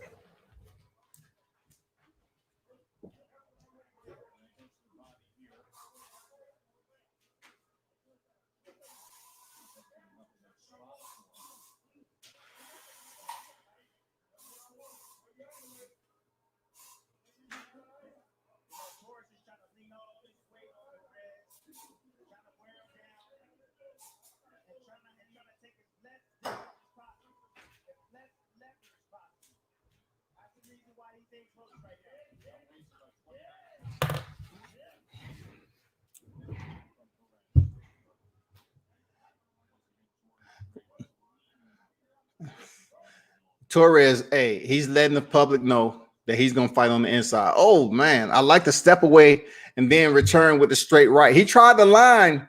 Perez tried to line Torres up, man. He stepped out like he was going to exit, then came back and tried to line him up with a straight right hand. Torres is sticking to his game plan. Close range. He want to fight on the inside. It's sort of like what you see in sparring a little bit. Oh, man. Perez is really launching that left hook, man. He's trying to goddamn touch him up with that get off me. That get off power. You know, get off me power. But the one thing about Perez, he's up against the ropes. Like, he's staying on the ropes too much. Nice combination by Torres. Perez is really swinging those hooks, man.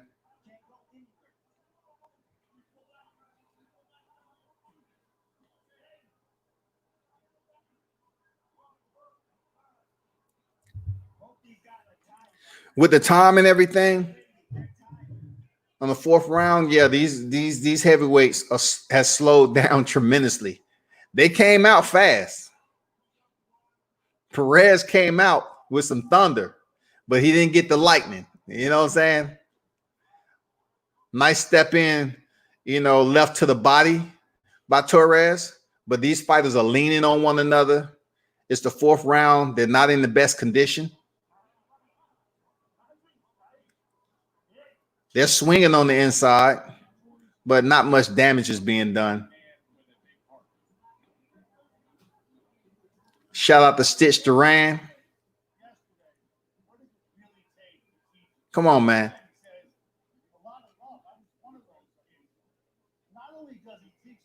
I got an interview with Stitch Duran, man. I was like, shit, I could retire now. God damn. I could retire from media right now. I got an interview with Stitch Duran. Cool cat, man. As much as he's been around the sport of boxing, man, one of the down-to-earth, humble individuals that's worked himself from the fields to the garden in his book. He's been around, man. He's an actor. He's been on TV. You've seen him. Dude is a good dude, man. He'll talk boxing with you if he has the time. I appreciate that, man. Approachable, everything, man. Good conversation.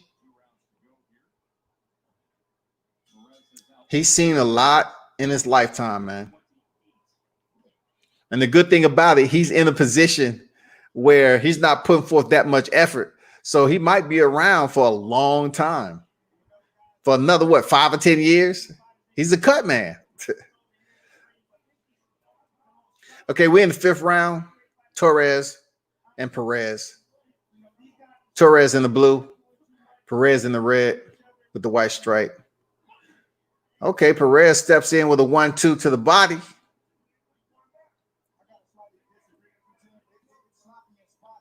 Oh, nice hook off the back foot by Perez.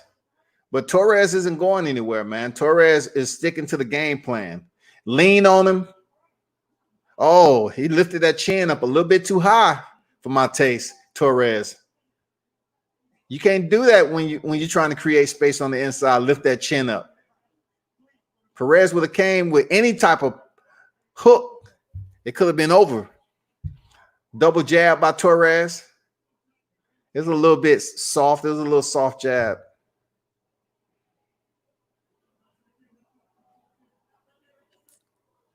I got Greer. Absolutely. I got Greer. Period. No ifs, ands, or buts about it. Let me put it in there.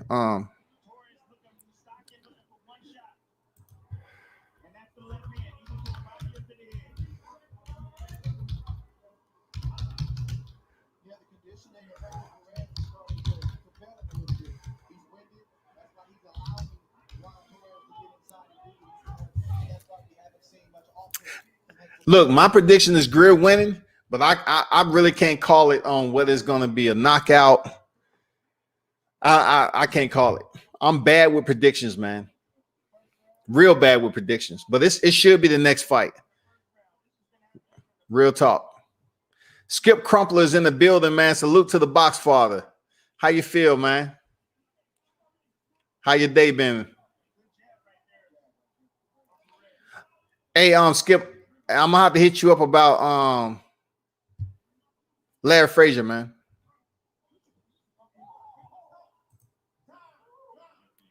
A low blow. I guess Perez hit Torres with a low blow, so it's gonna be a nice break for both fighters because they pretty much, running on those fumes from the hiatus. Plus they heavyweights too. Oh man, that was super low by Perez. Super low. That shit right there was super low. What you talking about?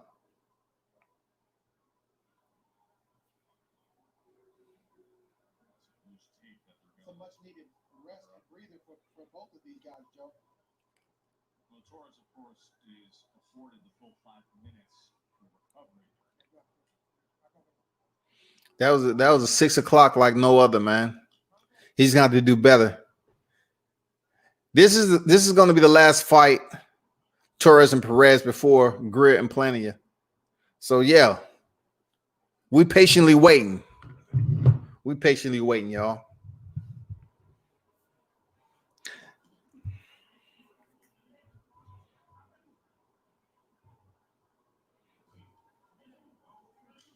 The action is slowed down. Hey, drop your comments in there. Okay, Skip, I got you. Drop your comments. I'm not going to go too much in detail about, the Tyson Fury, but all I'm saying to the U.S. boxing fans, y'all need to be smarter than just listen to everything Tyson Fury talks about. Him coming out saying they're good with a 2-fight deal with Anthony Joshua. That's asinine to think that Tyson Fury would believe that he's going into the trilogy and it's going to be the same result as the rematch. Come on, man. It's not smart for people to latch on to this shit and basically think that Tyson Fury word is scripture. Come on, you're smarter than that, fight fans. Stop listening to everything Tyson Fury says just because it sounds good. It's going to be a tough fight. It's going to be a tough fight. Believe that. What y'all going to say? Deontay Wilder get his WBC title back. Then what? It's no rematch. That's it. He moves on to somebody else.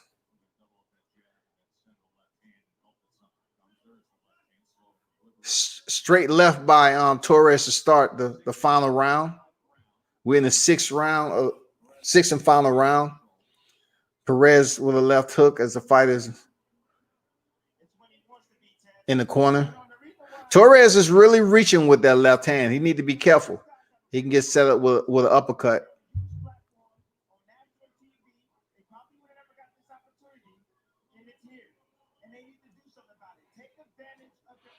Torres punches are very slow right now, but you know, he hasn't been hurt really in this fight. Perez is slowed down tremendously. Let me cut this light on.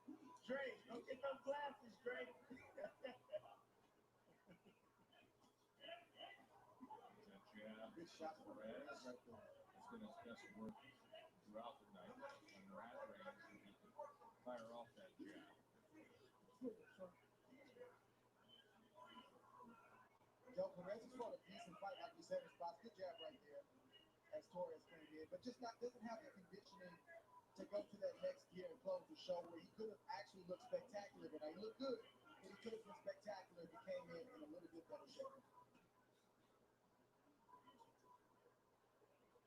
Well, if you want spectacular, wait around for a hand attack. 6 round middleweights coming up, and then a 10-round bantamweight match between Greer and Plania.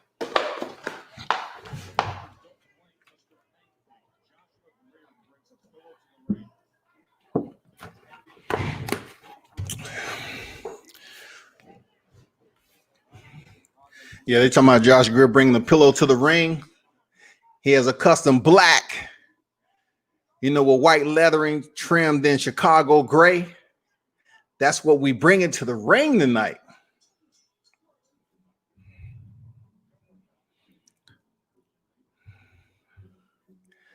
This fight is over. I'm not going to say too much to it. You know what I'm saying? I mean, hey, this fight right here, hey, it was supposed to kick off the main card.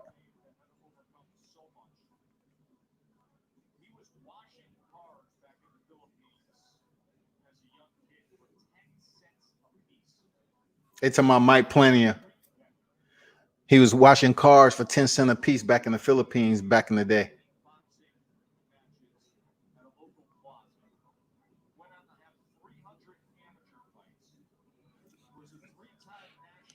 .300 amateur fights, 3-time national champ. 23-1. They're talking about Mike Plania, the Filipino fighter.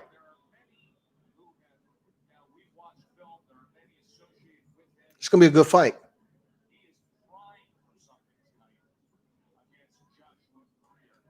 There go George Hernandez and Joshua Greer.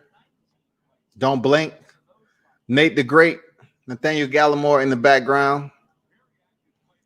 Good friend of Joshua Greer Jr. They've been rolling for a minute.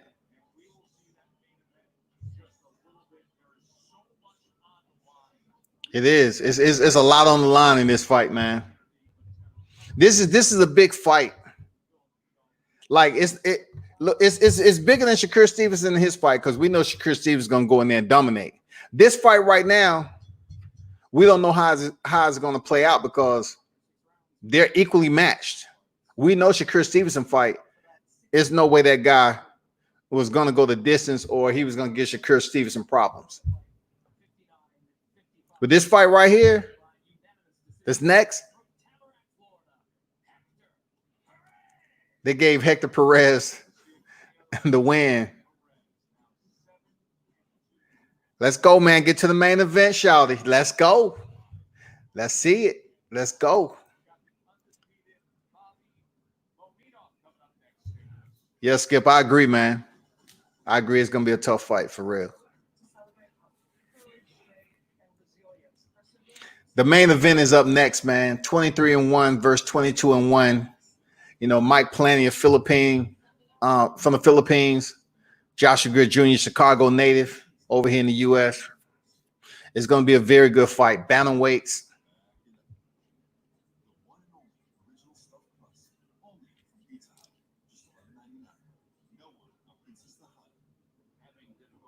I'm looking forward to the fight, man. Hopefully everything works out fine. With this stream staying active, But the main event is up next, shawty. Hey, and stay tuned. I'm visiting some people tomorrow. I'm not sure who's gonna be on deck, but it's a prominent school down here in the A. I really don't like putting my news out there, ahead of time, because I like to get there first, see who I'm talking to and who all going to be there, and take it from there. So I want to also give a shout out to Craig Parker, right? Craig Parker Boxing over in South Carolina. He has a fight coming up at the end of this month. So he's out there, I believe, in Vegas training right now. But be on the lookout for light heavyweight champion Craig Parker, man. He's going to be a problem, future world champion, very hard worker when it comes to the sport.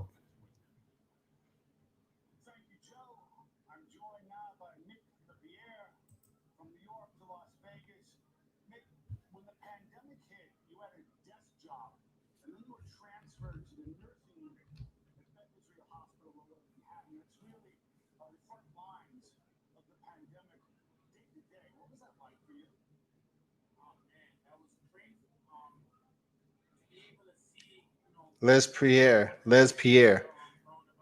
Mikhail Les Pierre. So you're talking about the frontline responders, that's working in the hospitals and everything during the pandemic. Shout out to them, because a lot of them, some of them lost their lives, contracting the COVID-19. So it was bad all the way around.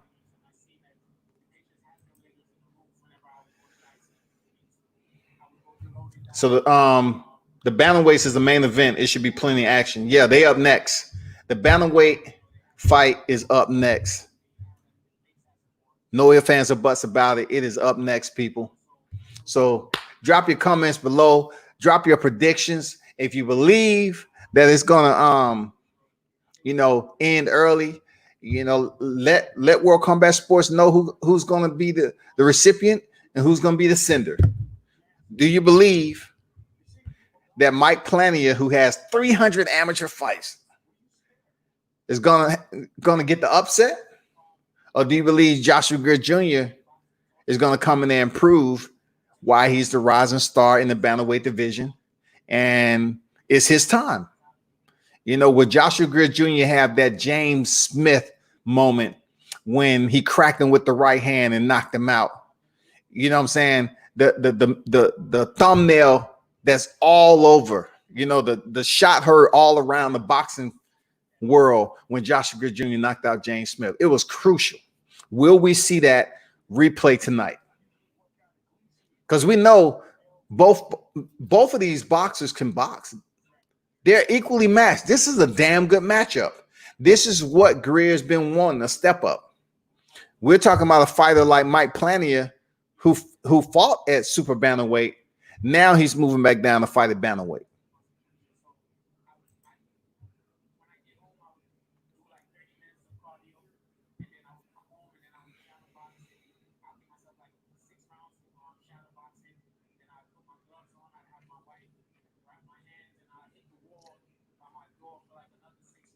Shout out to Raquel Miller.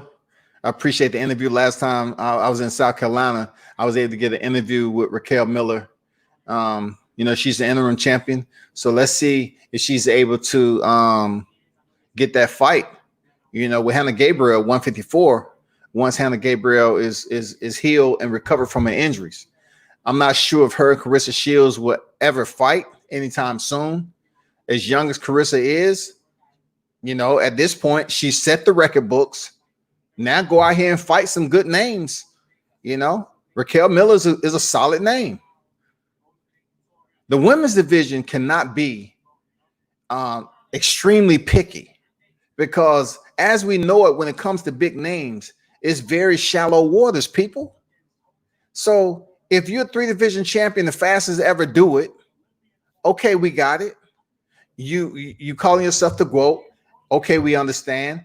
But now you disperse the car to go up here and fight someone with the name of Raquel Miller. She's a worthy opposition. She's a worthy opposition for you. Go ahead and get it done. It's no need to be that young in the game. Set the records early. Establish that you're one of the best female fighters ever to step into the ring. Now you have the opportunity to go out here and fight some other fighters. You're not going to get big money right now. If the guys aren't getting the big money, Carissa, you're not going to get the big money either. If you're fighting for women's equality, you need a team of top fighters to push that narrative, to push that effort. You need you and several other fighters to get together and talk to the right people to get your pay raise. It happened in tennis. I know they have a different demographic, but it happened.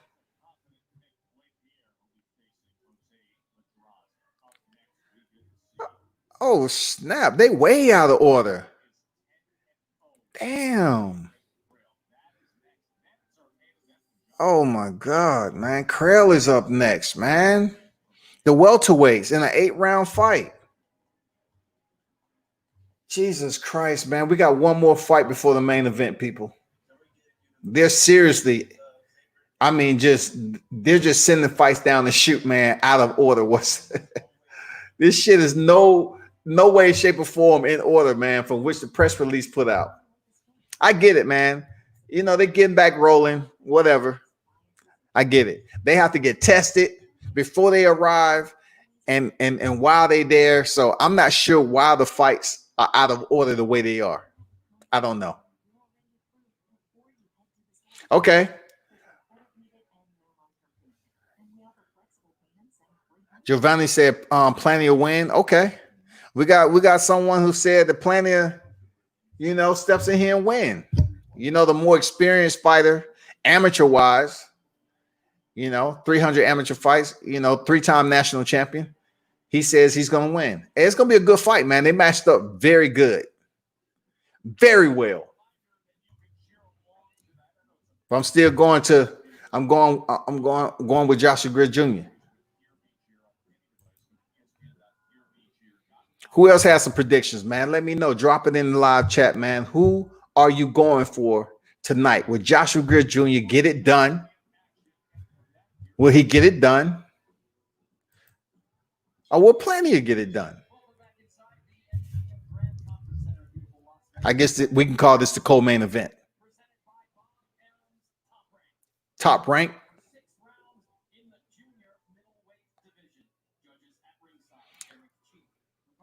So this is a junior middleweight division. Junior middleweight is 154, but they have welterweights on here. So this press release is kind of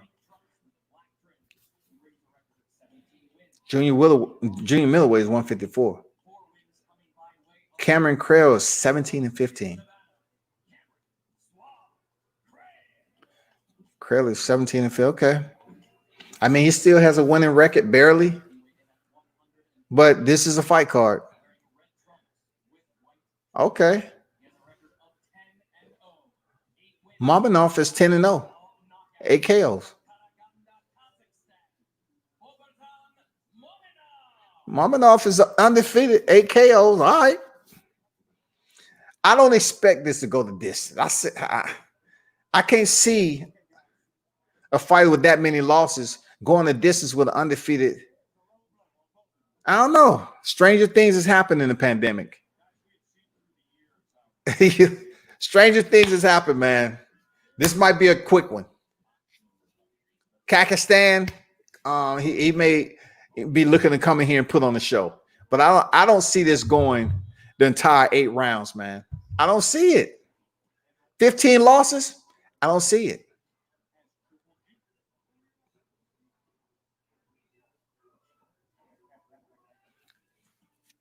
Okay, going to the body. Krael with the jab up top. He better get his hands up. Krael need to get his hands up, first of all. You have 15 losses.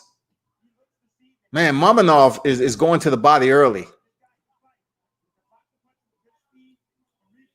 Ooh, I like Krael. Call him coming in. 15 losses, Krael. Call him coming in with that left. Hey, Mominov better not get complacent with this dude. He has experience. Krael is from the U.S. Mominov from Kakistan. Mominov is very active in trying to get this fight. He's trying to get this fight over as quick as possible. He has Krael up against the ropes, putting in some good body work. Oh, he caught Krael with a straight left. He slowed all that speed down. Listen to me, people. Krael hands, and for my taste, when he's throwing his combinations or throwing the jab, his right hand is down. Nice combinations by Mominov. I like what I'm saying. Nice, stiff combinations, man. But Krael needs to keep his right hand up, man. It's too low, man. When he throw that jab, it's too low, man. See, Mominov coming with the hard shots early, and Krael is filling them. Okay, Mominov, come on, man. Let the announcer say Mominov, and you say Mominov. Which one is it? I'm gonna say Mominov, man. Double up the jab with the straight right. Mominov is active, man. Approaching 40 seconds in the first round. He's punishing Krael.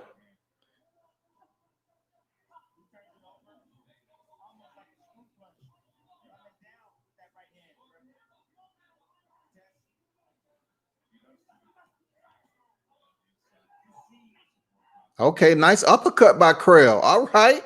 Right uppercut with the left hook. Okay. All right. Krael's working the uppercut right now. Oh, uppercut of his own. Freaking Mominov came in with an uppercut up the middle.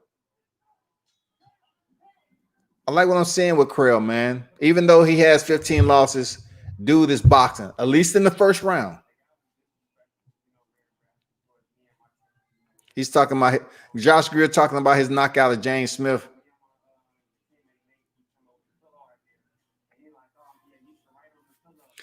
They took a pillow from the hotel and wrote night night on it when they stepped in the fight with James Smith. He say the money got better.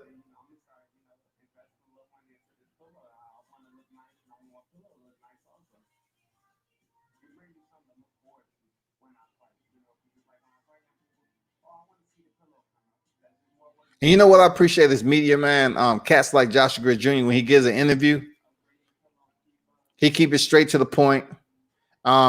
He expresses himself. He tell you what you need to know, and then it's the next question.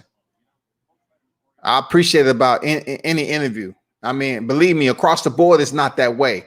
But for Josh Greer Jr., when I interviewed him, I think 3 times already, I had to give him much respect, man. Not every fighter is very open. Oh, he called him with a straight right. Krael is hurt. Krael is hurt. This might be it. He's still standing. He's trying to hold. You can tell Krael his experience is showing. Like, he's a tough fighter, man. He's taking some punishment from Mominov. You just can't take these punches like this, man. Oh, man. A left hook up top and then to the body. Krael is taking too much freaking punishment, man. Every time he gets on the inside, now Mominov is pushing him off, creating a space to put in work, either go to the body or go to the head. Oh, man, straight 1-2 down the middle, right off the freaking nose of Krael. He hit him again with that straight right. It turned the head, but I don't think it was flush on Krael.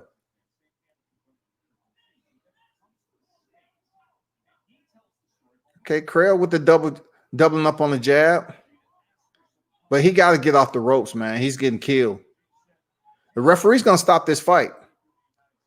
If Krael keeps taking punishment the way he's doing, and he's returning though, he's still fighting. But if he continues to take this amount of punishment, it's not going to be good. The referee going to stop the fight.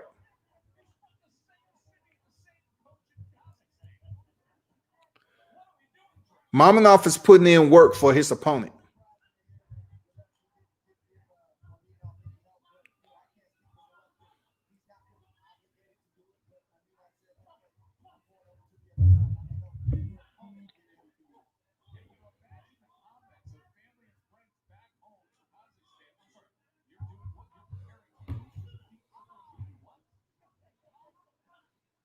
It's a good fight, y'all.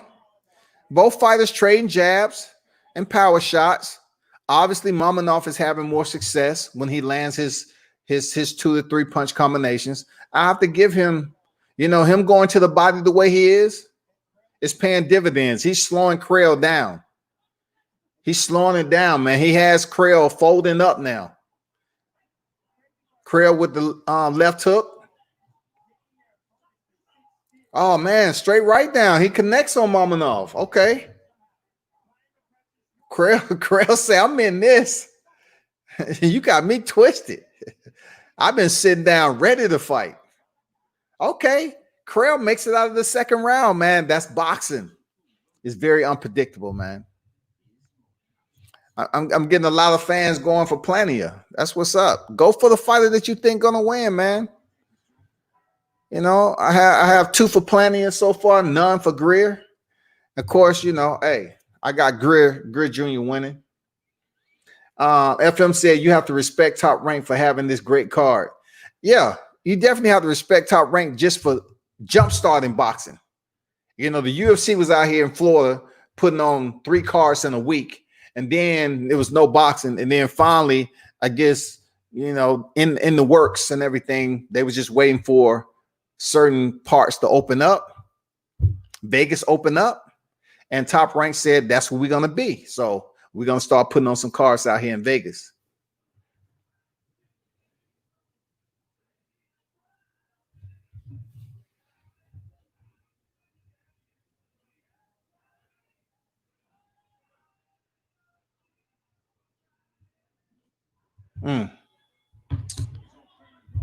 This is a good fight, man.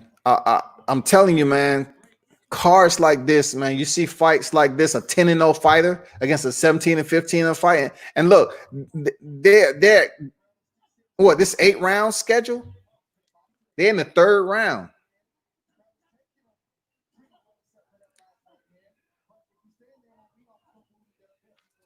Mominov.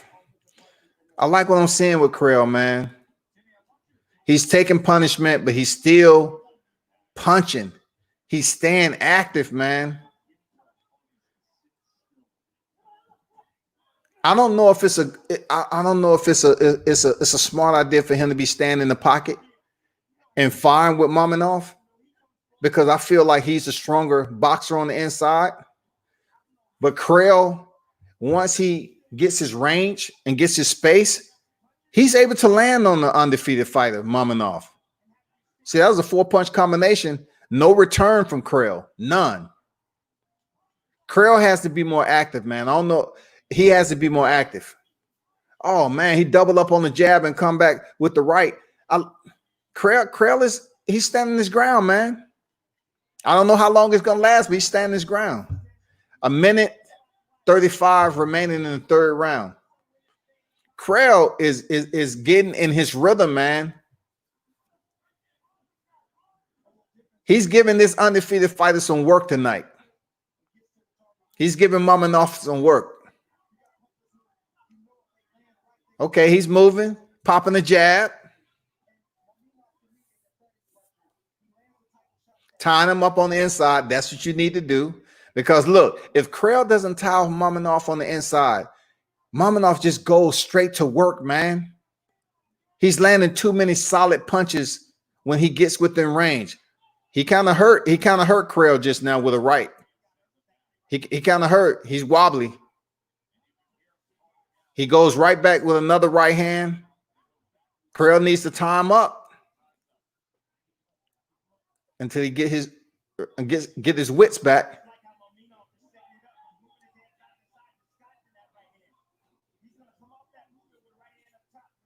Krael, returns with a 2-punch combination. Lets the referee knowing he's still, fighting. He's still capable. But Mominov is just looking the stronger of the two right now. Hands down, he's the stronger of the two fighters. Mominov is just walking in. He's not even he's not even setting up the jab. He's just coming in with a right hand whenever he feel like it. So the referee is warning Mominov, to keep his punches up. He went low there a couple of times. He's trying to pull that Andrew Galata, Riddick Bowe. Man, Plania. Look, Krael makes it out of the third round. Damn. I'm not sure how long it's gonna go. Like I said, Mominov was able to hurt Krael with the right hand in that round. So we'll see. Shout out to Andre SOG Ward, Timothy Bradley, Joe Tessitore, Mark Kriegel.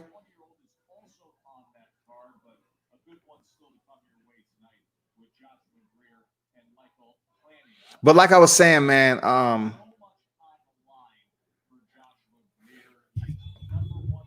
me see what he's saying about Joshua Greer.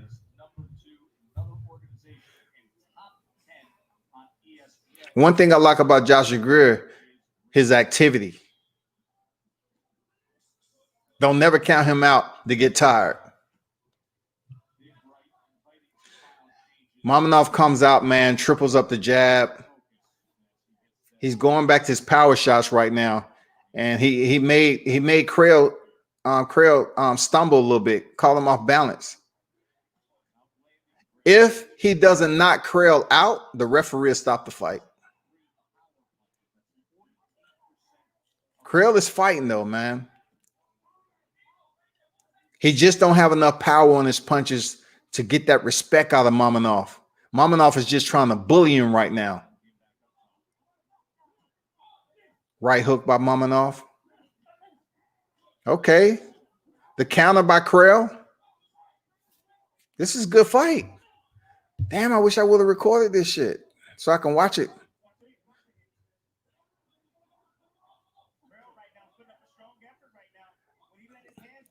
I like tough ass fighters like Krael. Their record doesn't say that they're gonna be somebody that's gonna be remembered in the sport of boxing as one of the greats. But what he's doing tonight against an undefeated 10-0 fighter in Mominov, he's coming in here, man, showing that, hey, straight right, barely missed by Krael. This dude got some boxing skills, man. This still got some boxing skills.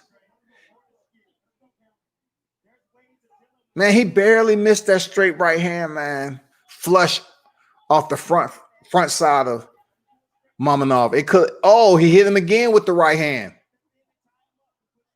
This is gonna go up, scale the power, man.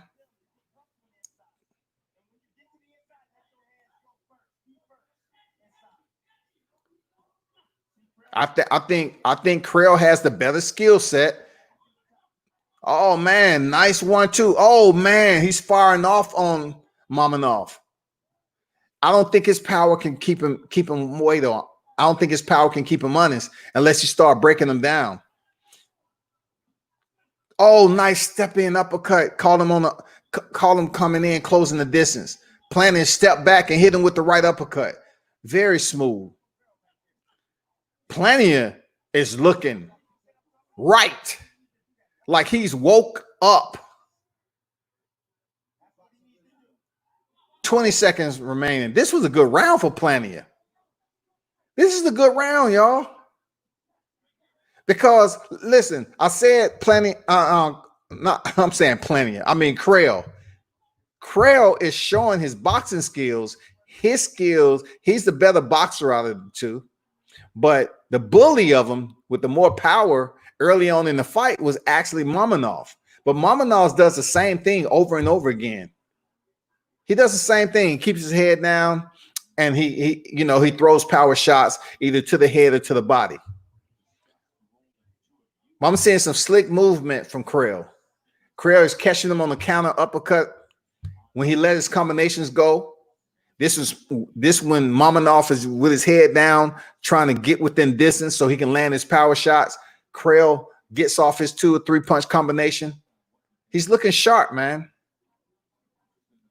That was a much better round than the third when he actually got hit with that right hand and had him off balance a little bit, had him hurt.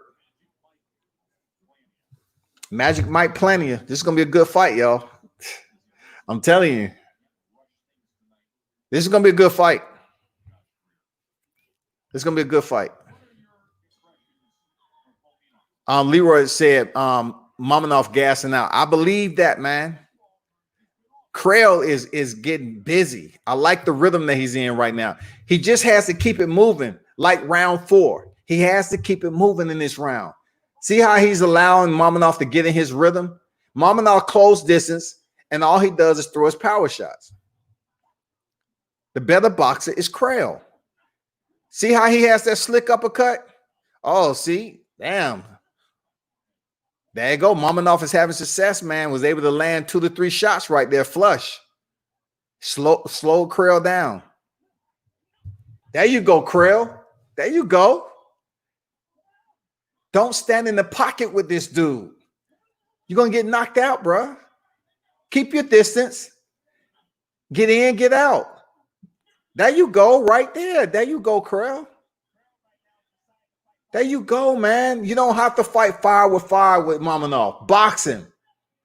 Box him on the outside, man. Keep moving. I don't know what your tank is like. Nice straight right on the counter. Get off the ropes, man.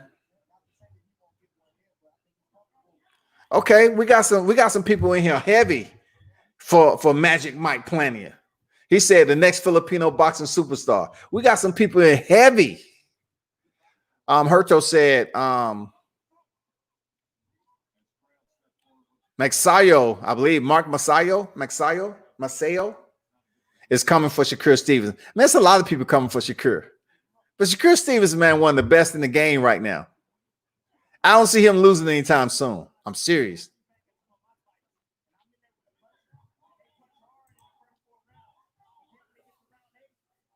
But appreciate everybody who's stopping through. Appreciate that.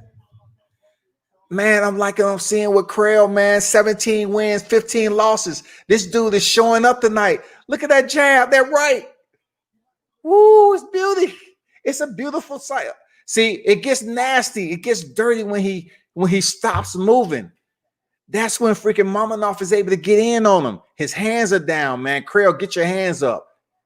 Get on the bicycle, man. Get back on the bicycle. You're doing good. Let's go, Krael. That's where he pushed him off. Oh, he went for everything in that left hand and missed Mominov. He missed bad. I think Krael may be getting tired too, man, but he's the better boxer. Krael can box. But when you stay in the pocket with a power, look, this is like a tank right there. This is like a Triple G. This is the way Triple G fights. He keeps coming forward, taking punch for punch, able to give his own. That's exactly what we're seeing right now. I'm not trying to link them up because they both from Pakistan, but I'm just saying, like, that's exactly what Triple G does. Plania need to stay, keep his mobility, and land his combinations at range. He will win this fight. But of course, we know what boxing is, bro. Unless he knocks this man out, I don't see Krael winning by decision with a fighter that's 10-0 and freaking 8 knockouts. I don't see it happening. I'm just being honest, y'all. Hey, but drop your comments. Who do you believe is gonna win between Joshua Greer Jr. and Joshua Don't Blink Jr.? I mean, Joshua Don't Blink Greer Jr. against Magic Mike Plania, boxing prospect who's undefeated. Okay, I have to. Hey, I'm definitely gonna look him up.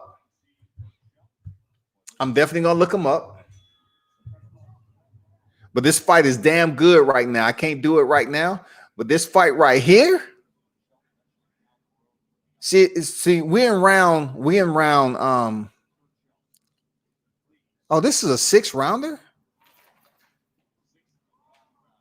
Oh man, they're really making some changes. Then this is like they say it was 8 rounds, but now I really wasn't paying attention to how many rounds it was. It's the last round. Of course, if he don't knock Mominov out, the fight is he ain't winning this fight. But I commend him.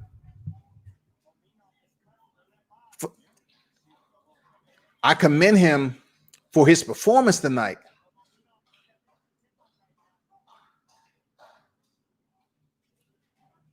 Mominov is sticking to the game plan, you know, coming in.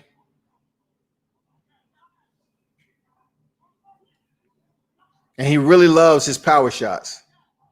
I don't know how far he's going to go in the sport of boxing, fighting the way he's going to fight. You have a guy like Krael who's able to connect on him. He just don't have the gas tank. He don't have the power to just even get a knockdown and change the momentum of the fight. See, when Krael box like this, before he stops moving, he's magical to look at. It's the beauty of the sweet science when Krael is boxing the way he is. But when he posts up against the ropes or try to go punch for punch on the inside with Mominov,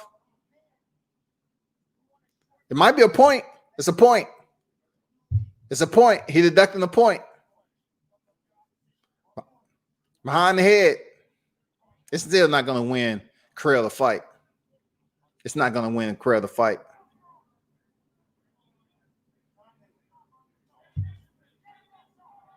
Keep distance. Don't let him come in there and get off. There you go, boxing. There you go.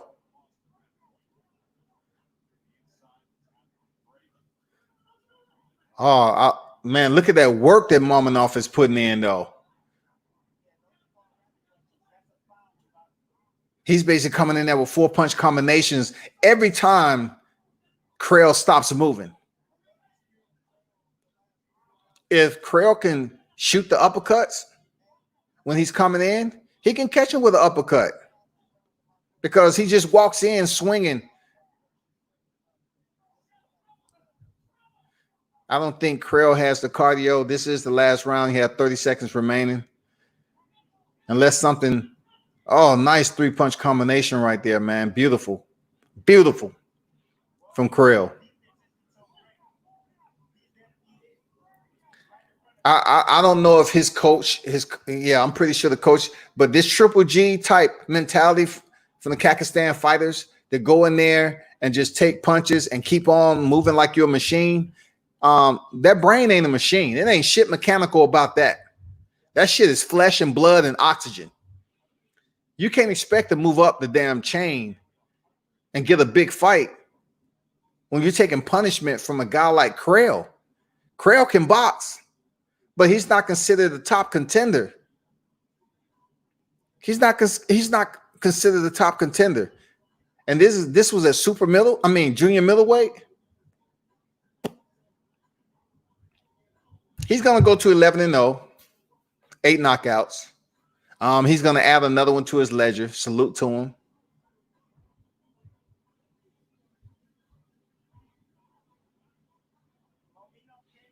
I'm getting a lot of people saying, Plania is going to defeat Greer. Hey, pick who you're going to pick. The fight is up next. Casemiro will destroy Greer. Hey, Casemiro is a great. Hey, I can't sit up here, Herto, and say that Casemiro is not a good fighter. All right. Casemiro is the truth. You know what I'm saying? He's sitting over there as the WBO champion. And I thought for sure that we was going to see Casemiro fight Inouye. But Inouye was injured, plus, you know, flight restrictions and everything. I thought that fight was going to be a damn good fight. Will Greer Jr., if he wins this fight tonight against Plania, will he get the chance to step in there with Casemiro? We'll see, man. We'll see. But I hear you. Thanks for the comment. I hear you, though.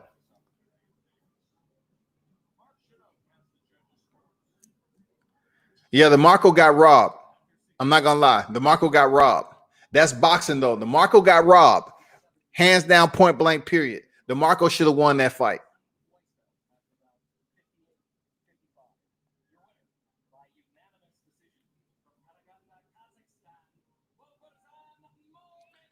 Mominov need to work on his defense. You know, him coming in and staying active and going to the body and landing his combinations. That's boxing. Okay, that's cool. That's cool. But you got to switch it up. You got to learn how to box at a distance instead of thinking you have to do everything on the front door. Mominov feel like he needs to be right there at your front door and put in his work. You're not going to be able to do that with every fighter, especially one that has a decent gas tank and that can box your ass and has decent power. You're not going to be able to walk in and just damn land your combinations. It's not going to happen. Tend to say, have you noticed COVID lockdown and a lack of gym time and a lack of training partners result in half-ass training camps and piss poor performance in boxing and the UFC? Yeah, that's to be expected. You know what I'm saying? I mean, what can they do? What could they have done any different when gyms was locked down? There's nothing they can do, man. It wasn't like the gym owners are going to sit up here and take a fine, you know, open up their gyms and take a fine and potentially have the possibility of their gym being closed. You know what I'm saying? It was bad all the way around, man. It was the worst. It was the recession all around the board, man. Fighters really didn't have any type of alternative recourse to even get training in besides garages and somebody that may have had a private gym on their own property, you know what I'm saying, or something like that. Or even the gyms that was able to open up, they could only have a certain amount of fighters inside at one time. So that's if you was, you know, that special fighter that you have your team there to get you trained and spun up.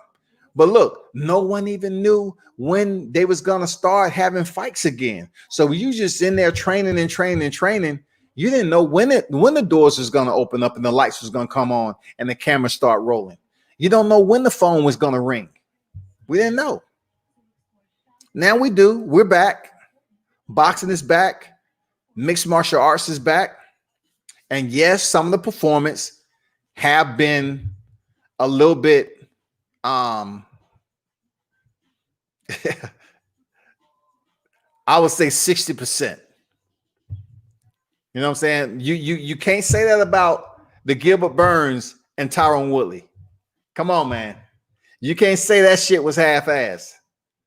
Gilbert Burns and Tyron Woodley, that was a damn good fight right there. That was a damn good fight. Charles Oliveira, the performance you put on early on with Kevin Lee. But that Gilbert Burns, when he defeated Tyron Woodley, man, come on, man. That was a damn good performance.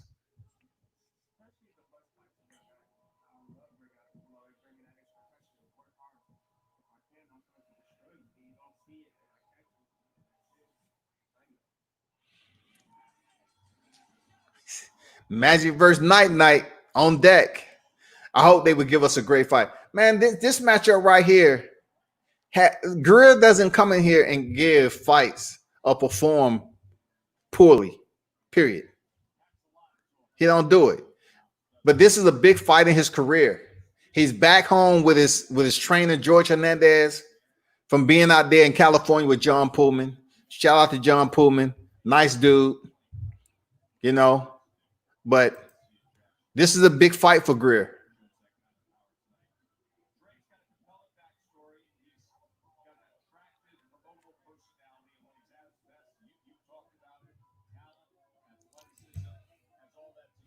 It's time. 22-1-1. Plania 23-1. Both have 12 knockouts across the board. Let's go, Greer. Let's get it. Let's get it. Let's get it. The main event is on deck. Let's go. Let's go. It's that time, y'all. I'm just look, I'm extremely happy that boxing is back on. I'm extremely happy that mixed martial arts is back on. Real talk. And the fights are gonna come on both ways. The fights are gonna start getting better and better, especially in boxing.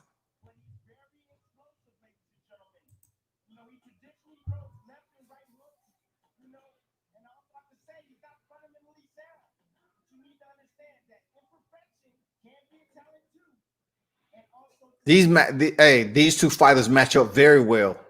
Plania and Greer, you couldn't get a better matchup, especially coming off the pandemic, man. You couldn't get the higher up the ladder. You expect matchups like this, man.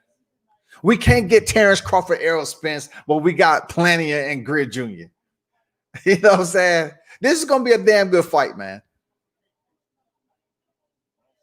Shout out to Dion Equalizer Nichols, man.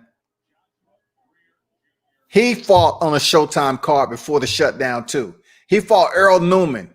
Earl Newman had Olympian background pedigree to him. Dion Nicholson, man, if you know his backstory, he had a rough coming up in the streets and everything. Did some time, turned his life around. Man, he's up there in Alabama getting it in, dedicated to the sport, and he had a big fight on Showtime. And look, I've seen him fight on regional cards where it was just a demolition. But what he showed against Earl Newman is that he can box. Not only he can box, but he has cardio. Dude has cardio. Y'all better be on the lookout for Dion Equalizer Nichols, man. Be on the lookout. They on the way to the ring. Let's go. This fight it's gonna kickstart and raise some eyebrows for the boxing fans. Magic Mike Plania on his way to the ring.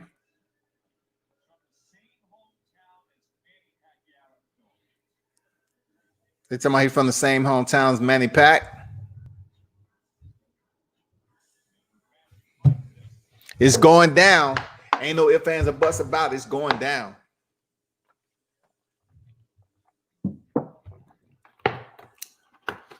This is the best drink in the house.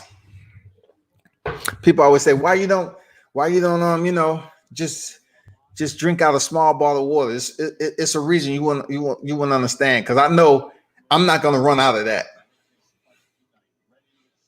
Mike Plania is in the ring. Greer Jr. is up next, and we're gonna kick this off. 10 rounds.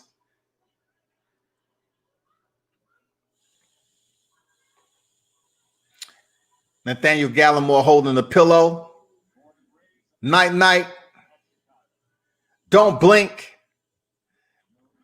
Mr. ESPN again. It's show and prove tonight there, Josh. Let's go. I wonder how it feel. What's the sound like with no fans in the arena? You know, that has to be crazy, man.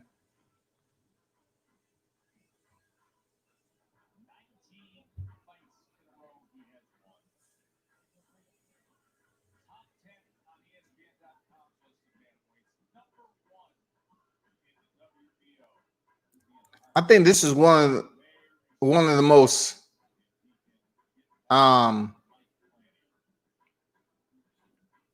I think this since coming back, I think this is one of the best matchups we've seen.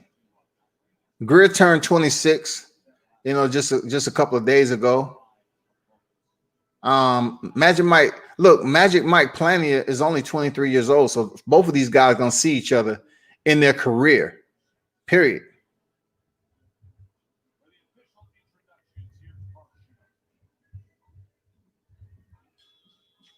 The party started. The ring girls looking beautiful as always.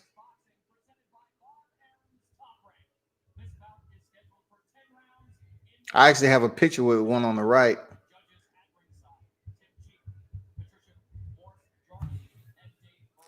It's time. Let's get it.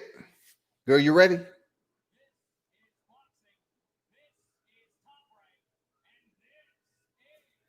Put your predictions in the live chat. I want to hear who you got. Damn, I swore one of Krael jabs was going to drop Mominov. Man, I thought so too, man. That dude had some times in that fight where he was shining. You know what I'm saying? He was getting off his combination. I was like, this dude's experience is showing, My boy came out to that. MJ. Boxers always want an unexpected win.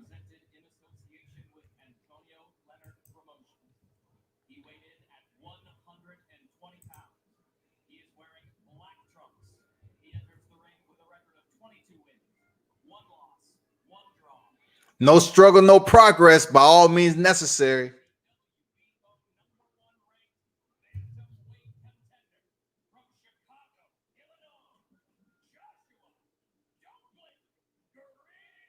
Don't blink. Ain't no more talking.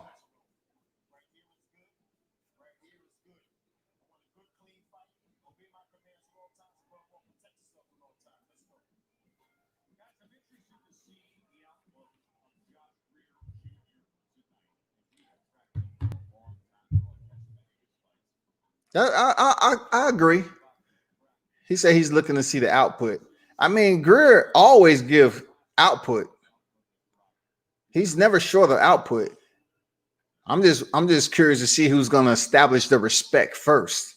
How the momentum is going to play out these first rounds. I can tell that Plania isn't doing too much movement earlier. He's just going to, stand.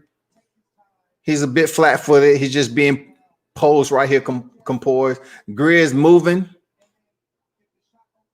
Greer's moving early, working off the jab.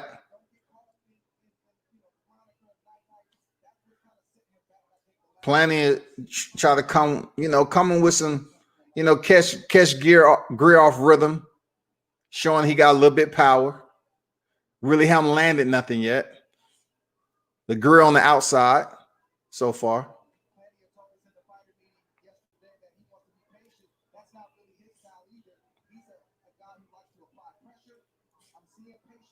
Greer is the more active fighter, moving around on the outside right now. None of his jab. Oh, he knocked Greer down with a left hand. He caught Greer. He caught Greer in the first round. Greer's gonna have to recover.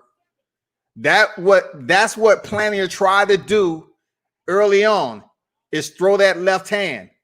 He just happened to catch Greer. He knocked Greer down. So the power is there with Plania. Greer's been down before. Let's see how he recovers.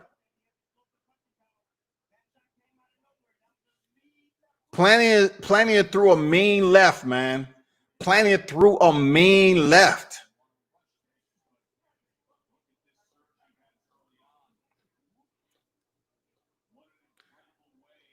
Greer's been in adversity before, man. He's going to have to eat it, and he's got to put in work.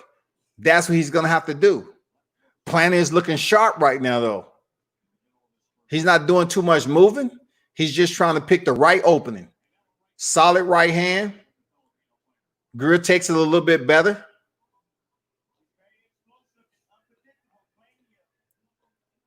Plania bang his gloves together like, come on, give me something that I can respect. And Greer gonna have to make him respect him. Plania having this early knockdown in the fight, Greer's gonna have to return something to make Plania respect him. Because I don't see either fighter getting tired. I see this being a very tough fight, like we talked about earlier. Right now, Plania is already 10-8 in the first round, and Greer's definitely gonna have to recover after this.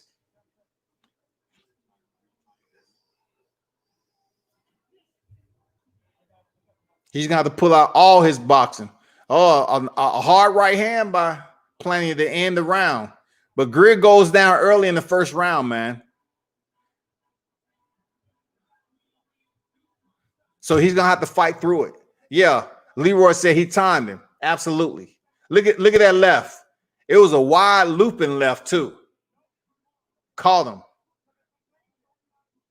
That almost is similar to the right hand Devin Haney threw on. I forgot his opponent name.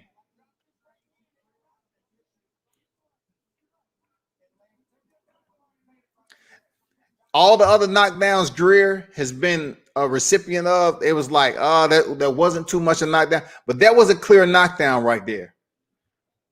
That was a clear knockdown. Greer don't look like it phased him. Let's see how, once Plania get warmed up, Greer get warmed up, how the fight's going to go. This is going to be good. This is going to be a good fight.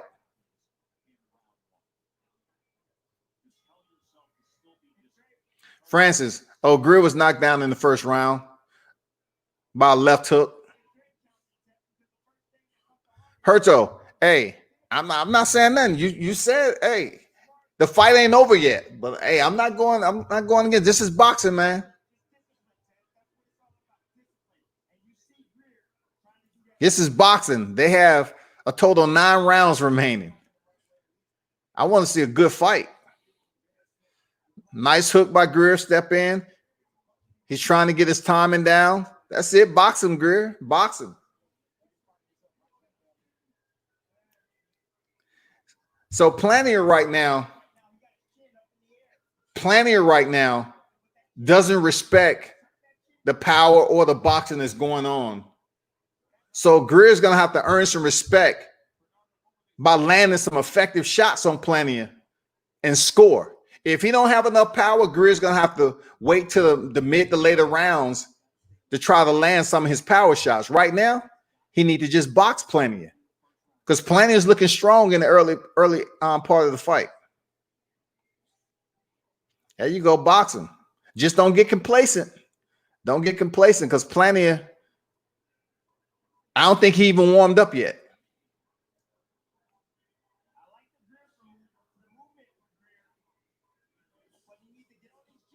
He can't go straight back. When Plania start throwing those combinations, Greer cannot go straight in line.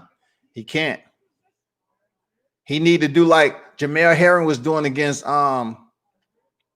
Machishito, pivoting out. I know I kind of screwed up his name, but I was using Jamel Herring as an example.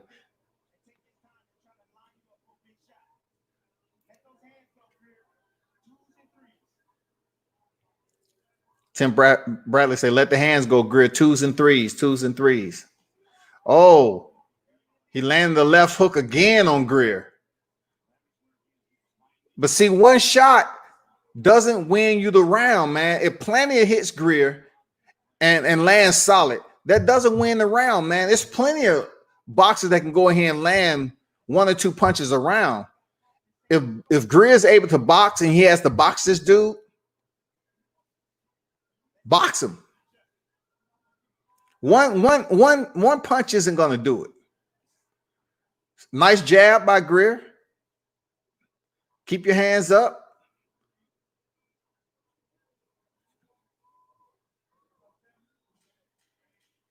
Hard right hand by Plania.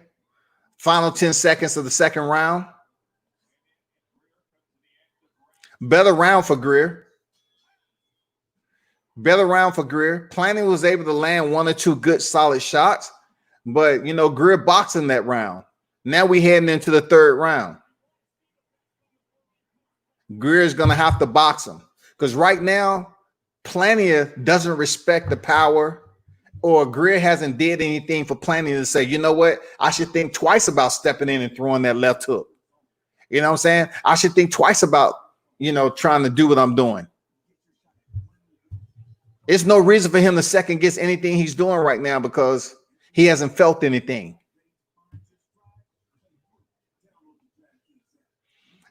Francis say, what round? We head into the third round right now, man. Greer was dropped early in the first round. So we head into the third round right now. I like fights like this, man. I go for the fight that I'm going for, but I like to see quality boxing, man. I like to have a notepad out here, mental notepad, to see these fighters go ahead and compete. This is a good fight. Greer with the straight right. Plania, you might see him start to close the distance a little bit more and trying to land some better land some shots to the body, because he's had success going up top. But Plania is not gonna be able to just wait for one or two punches to catch Greer again and think he's gonna hit the canvas. Look at what Plania is doing. He's not really being active. He's just walking Greer down, swinging his hands. Greer gonna have to make him pay for that.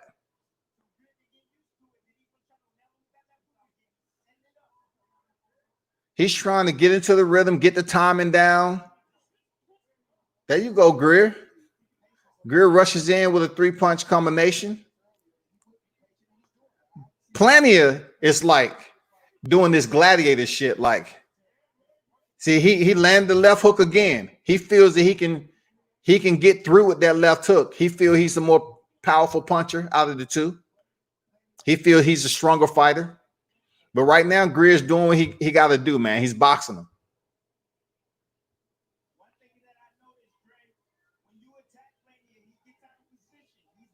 See, Plania is not active. He's not throwing a lot of combinations. He's just trying to basically look for that one power shot to get another knockdown. He's kind of riding off the first round.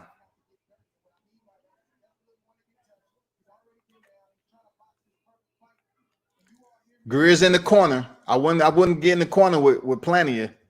I get out that corner. Nice jab by Greer. There you go. 1-2. Now, what I think is going to happen, if Plania cannot really catch Greer while Greer is moving around like he is right now, I believe he's going to try to bait him. He's going to switch the momentum. See, right now he's pressing the fight. He's pressing the fight. I don't think Plania is going to press the entire fight. It's going to be a moment where he's going to change gears and he's going to try to get Greer to come towards him and try to bait him in to a counter. Nice left hand, double left hand by Greer. You look, man, if y'all trying to tell me that Plania, who's walking around with his hands down and not even really being active, he just didn't give up 2 rounds? I mean, he barely did anything that third round. He got a knockdown in the first, and he's waiting and waiting and waiting in the second and third round. Now we're in the fourth. Let's see what happens. You can't win a fight unless you really hurt your opponent by throwing 2 or 3 shots during a round. Greer was much more active. I'm not sure how they're grading the fight right now, but it's a damn good fight. Damn good fight. Damn good fight. I like it. I like it. I ain't gonna lie. I like it.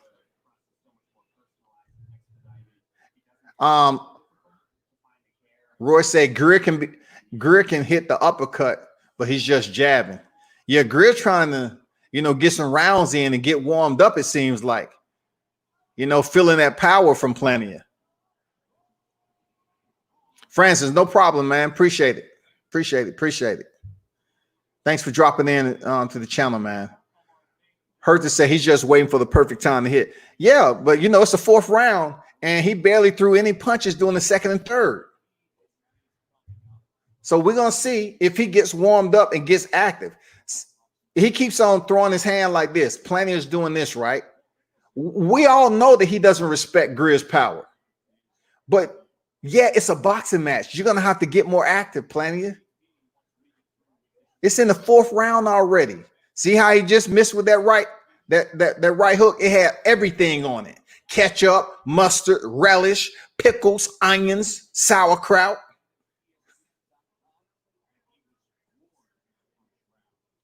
He's trying to catch Greer in the corner to say, you know what?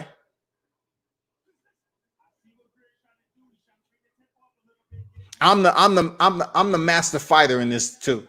Plania's trying to prove that to Greer, but Greer ain't trying to see that right now.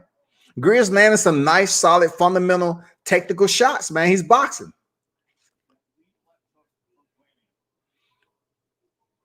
Greer's not going to get tired, man.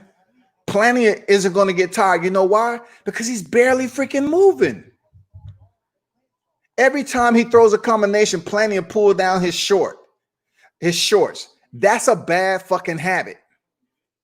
Now he crushes it. Look, now he smashes his gloves together.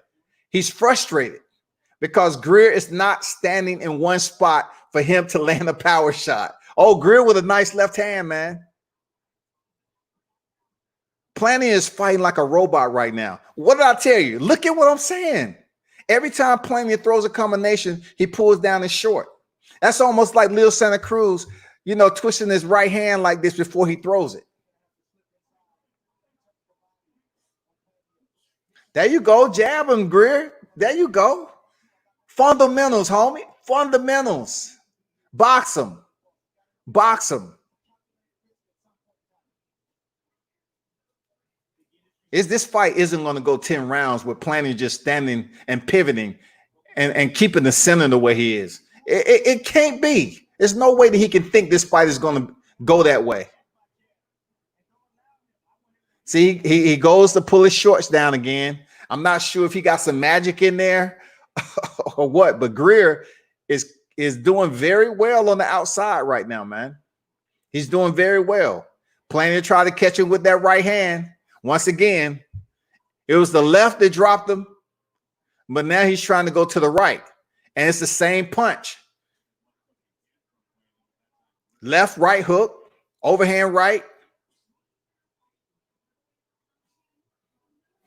Where we at? That's the end of the 4th round. Who won that round? I mean, you tell me. Greer can't be trailing because he's the more active fighter, man. Plania is just holding the center. So, of course, it's a 10-round fight. And the 5th round, we should see some gears shifting from both fighters, especially Plania. Every time Plania basically throws a combination, he goes and pushes short. Greer needs to sit up here and catch him. If he's going to do that every time he throws a combination and then adjust his shorts, he need to goddamn rush him. He need to rush in with a nice, 2 to 3 punch combination and make him, react to it. You're not going to be pulling your shorts down after every combination.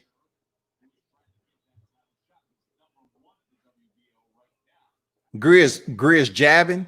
He's sticking to the fundamentals after being knocked down. He's using his footwork. He's being mobile. So let's see if Plania changes it up. I like what Greer's doing. He's staying with his fundamentals, using and working behind the jab. Nice step in left hook by Greer. Oh, nice 2-punch combination. Nice.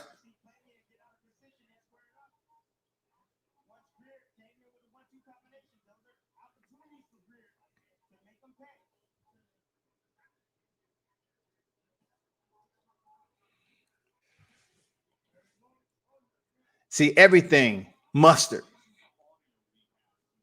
Oh, nice body shot by Plania. Nice body shot. He switched it up. This is what I'm talking about. This is the 5th round. Greer comes over there with a left hook, and he goes to the body.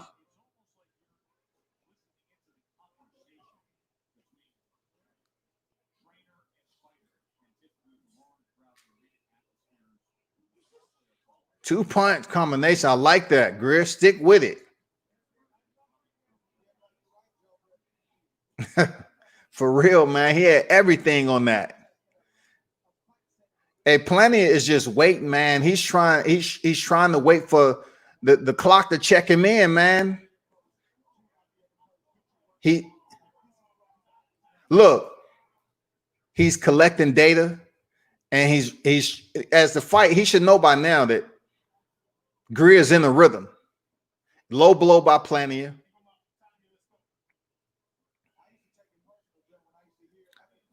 See, Plania has absolutely no respect for the power of Greer, so Greer needs to keep on boxing him. Greer has been known in the past to go punch for punch on the inside with his opponent. He know he can't do that with Plania. Plania got some power, man.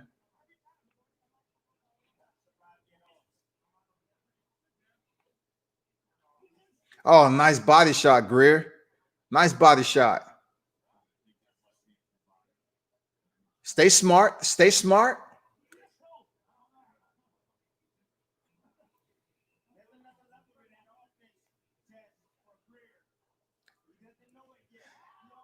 Greer moving around from left to right. It is using energy. Hopefully his cardio is on point. You know, because this is a lot of moving that he's going. It's only in the 5th round. It's midway to the fight. Plania with a 3-punch combination. Oh, Greer said, come on in. I was about to say, I haven't heard really any trash talking too much except from the early rounds, but you said come in, so you got to get back at him. You got to get off, Greer. He thought about it. Greer thought about it. 5th round over. That was a close round right there. That could have went either way. That 5th round was close, man. But from this round to the 10th round, Greer needs to stay consistent with landing some solid punches and take a little bit more risk in closing the distance against Plania. He has to take more risk, man. He has a knockdown already that's sitting over there, 10-8, easy. So Greer needs to start, taking a little bit more risk from the 6 to the 10 and proving that he's ahead of this fight. Because Plania just can't throw 2 or 3 punches with power behind it and expect to win every round that way.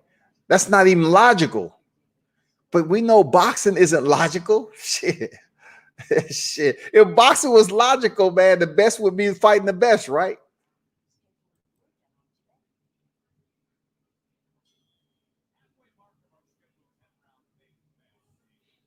Who y'all have winning so far? We're in the 6th round, y'all. Who y'all have winning?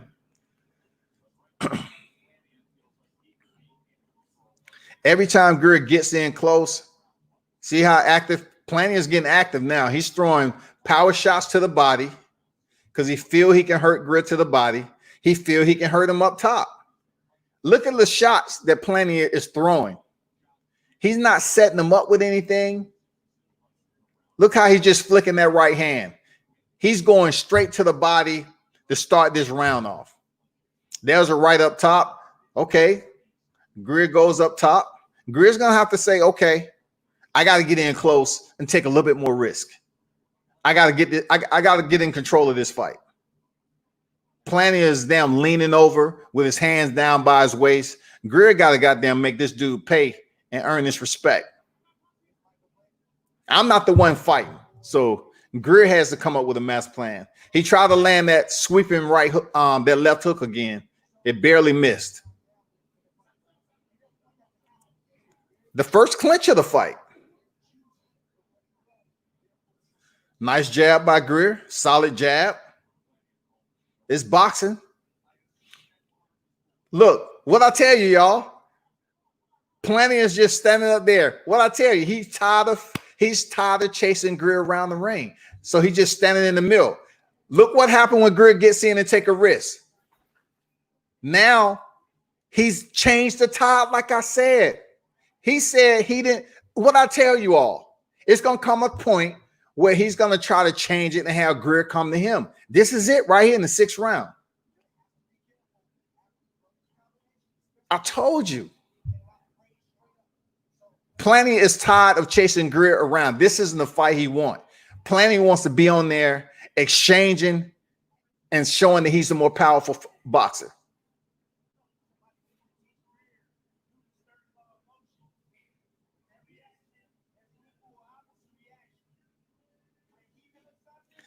See, every time Plania hits his gloves, that means he's frustrated. But, you know, Greer's not really making him pay for having his hands down by his waist.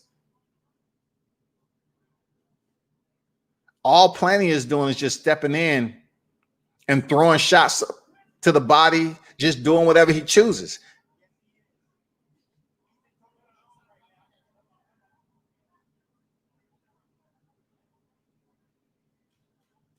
I know Greer wants to get on the inside and go punch for punch with this guy. Oh, he knocked Greer down again with the left. Greer goes down again in the 6th. Greer goes down again in the 6th, y'all. That's what Plania, that's the type of energy Plania, that's the way he's boxing. He doesn't care. He feels like he's a stronger fighter. And Greer just received another knockdown in the 6th. Now the fight is interesting because Greer was actually getting that first knockdown in the 1st back. But that round at the end of the 6th, it wasn't smart. It wasn't smart, man. Like he have to fight smart. Plania has more power than he got. He knows that already. And it's the same shot that dropped him in the 1st round. He whips that left hook, man. Seriously. Plania is an awkward fighter with that left hook. Awkward left hook right there.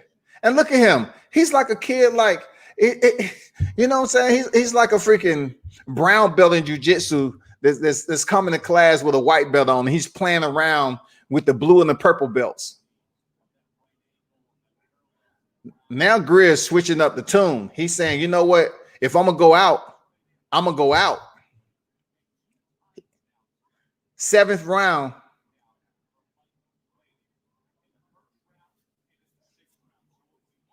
Uppercut by Greer. The jab.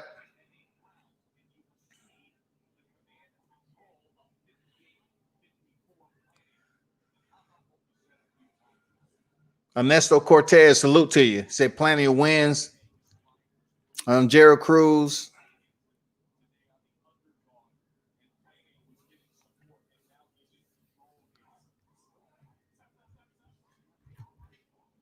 With another knockdown, I would definitely have to say Plania is winning the fight in this, you know, with the 7th round. He got his hands down. He don't respect the power. Now he's jabbing. That was 2 jabs that landed for Plania.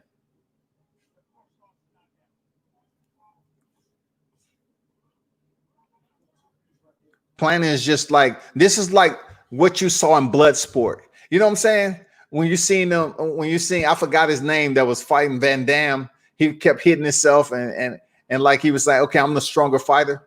Greer's gonna have to step up and bite down on the mouthpiece. There you go. There you go. Because everything Greer lands on Plania don't respect it. He don't respect it. Look how he just came back with those hooks to the body. Plania don't think Greer can hurt him. Greer's going to have to shock him and say, okay, I have more power than you think. There you go. That's a 2-punch combination on the inside. He's going to have to box smart. Plania, look, this is not what you teach a fighter in the gym. The way this Filipino fighter is fighting is not what you teach any fighter. That's his own style. That's in his head. That's the way he boxes.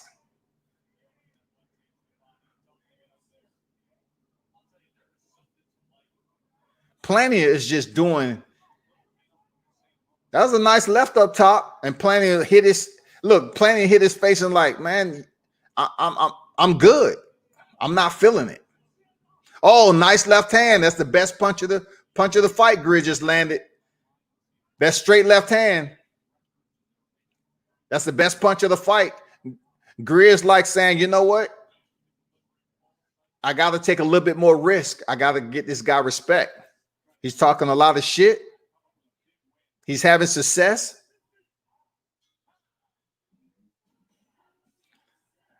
Eighth round. Hey, 3 rounds to go.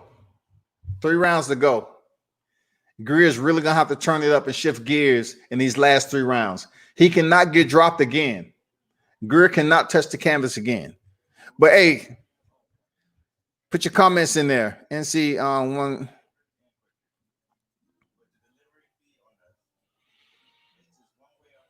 Plania is slowing down, getting hit with hooks. Hey, man, we'll see what's going on. We'll see what's going on. Appreciate everybody who's dropping the comments in the live chat, man. This is boxing, what boxing is all about. Good fights like this. Justin Austin in the building, man. Salute to you. He said, did he bring his pillow? Yeah, he has his pillow, man. Nate brought it out. But appreciate everyone that's dropping through on the live chat. Drop your comments in there.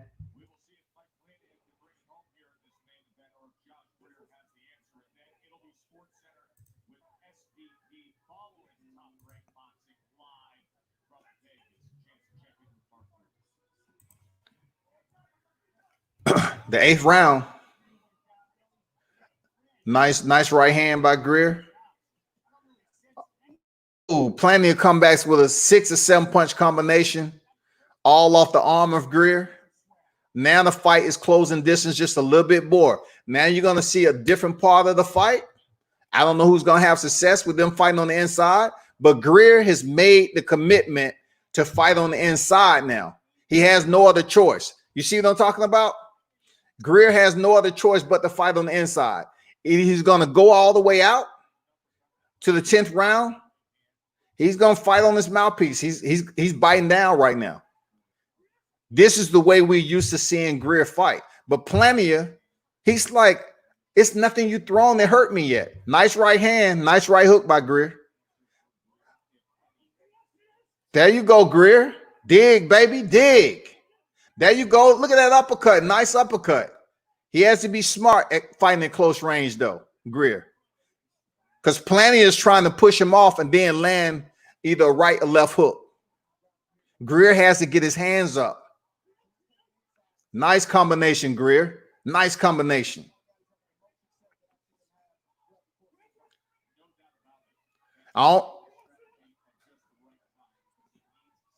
See, look, Plania is not having much success as he did with Greer. Oh, nice straight right hand by Greer. Pop the head back of Plania. Plania is hurt.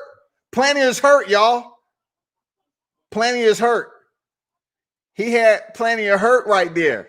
Greer has changed up the plan now. Plania seems like he's tiring. That's the best success. That's the most success Greer's had in the fight. Look, the punches that Plania was throwing early at distance is not that effective on the inside. Greer has to keep this momentum up. He has to get his gloves up, though. There you go. Try to sneak that right hook over the top. There you go. Dig to the body. It seems like Plania is getting a little exhausted, y'all. This is the beauty of the sweet science, ain't it? Oh, nice 4-punch combination by Plania, man. Smooth. Greer digging to the body. Nice hook. Greer comes over the top with another hook. There you go, Greer. Dig. There you go. He hurt him. Oh, man, it wasn't enough time. He hurt Plania twice in that round. It's 2 more rounds. Greer's going to have to give another performance on top of that 8th round. He won that round. He won that round.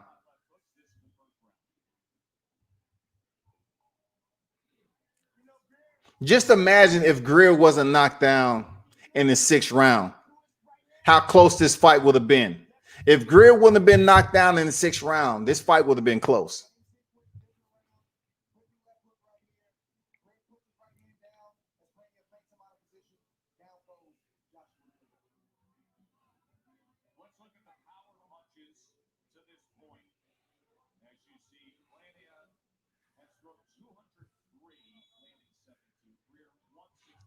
These last 2 rounds is going to be very interesting because Greer has success on the inside, Plania not so much. So Greer needs to go right back to work out the gate and try to hurt Plania early and stop him. He's having success. All that packing of the glove that Plania was doing, he's not doing that no more because Greer has changed space. You know what I'm saying? He's in closer. Now Plania is the fighter that's fighting off the back foot. Look at what he's doing. Didn't I say this shift was going to happen? Now he's going to try to catch Greer coming in with a left or right hook. What I just say, Timothy Bradley just said it. He's going to try to catch you coming in with a left or right hook. Timothy Bradley just said this shit. Greer's on the hunt right now, man. Nice right hook. He's giving it to Plania. Plania don't know what to do right now.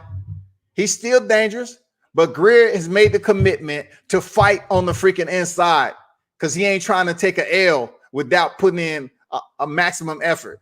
See how Plania was trying to catch him with that left hook? Hey, Greer might fuck around and stop Plania if he's this tired. If Greer doesn't get caught again, this is Plania is now boxing. He's fighting off the back foot. Now he's the one. Greer is the pursuer, and Plania is retreating. Now look who's holding. Imagine if this was a 12-round fight. Imagine if this was a 12-round fight, man. Let's go, Greer. Keep. Be smart. Look who's moving back now. He's tired. Mouth open. Plania is tired. He's looking for that hook to slow the pace down. Greer, you got to take more risks, man. You got a minute. You got a minute remaining. You need to put in work, man. He's tired. Don't let him tie you up on the inside. Man, you have to run this dude down, man. You got to cut off the ring a lot better. There you go. You need something serious to happen with 40 seconds remaining. You need to drop this guy or do something. You need a knockdown. Greer's coming on. He's the aggressor now, but he needs to hurt Plania, drop him, something. The scorecards are still too far apart. He tried to catch Greer right there. Punches don't have the same on him. I think Plania is tired, man. 13 seconds. He need a knockdown in this round. Hey, he needs to. If he doesn't get a knockdown in this round, Greer Jr. definitely needs a knockout in the 10th. He needs to stop Plania. Now he touches gloves with Greer because he knows that he's tired as shit.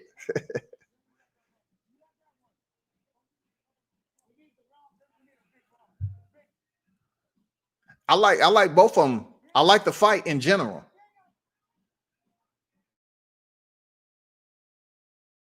Shift was going to change in the way they was fighting. You know, Plania was just there holding his center while Greer was moving around. And then in the 5th round, it switched.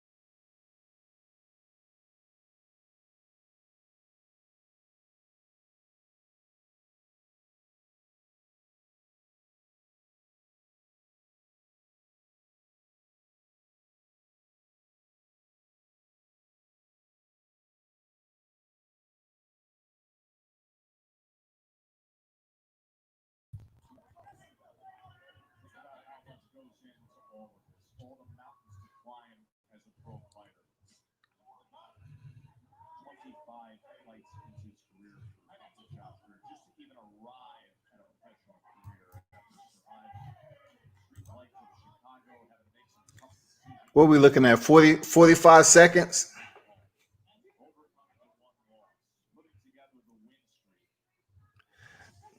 Joshua Grid need a knockout. What I'm seeing Plania doing is holding on the inside now. Unfortunately, this is just a 10-round fight. So him trying to make something happen in the last 23 seconds, I don't think is going to happen.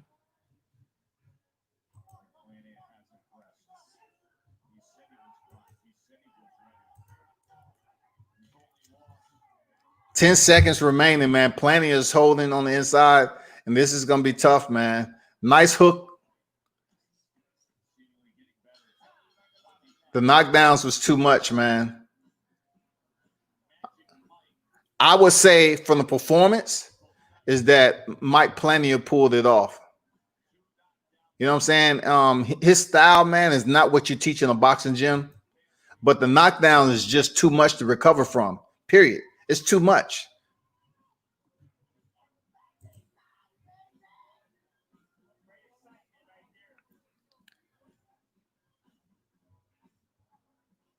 Mike Plania, this was a very entertaining fight. And you saw the shifts and swings, you know, of the fight once the momentum changed. I think Plania starts to get a little tired. So once Greer started picking up the pace, but Greer wasn't able to do the damage that Plania did to him. You know what I'm saying? He wasn't able to get it done. He needed some knockdowns to keep this close. If he wouldn't have got knocked down in the 6th round, this would have been a close fight.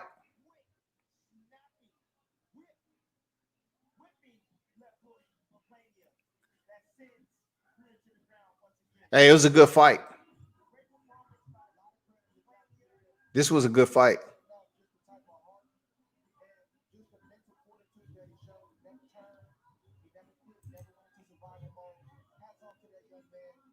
This is a good fight.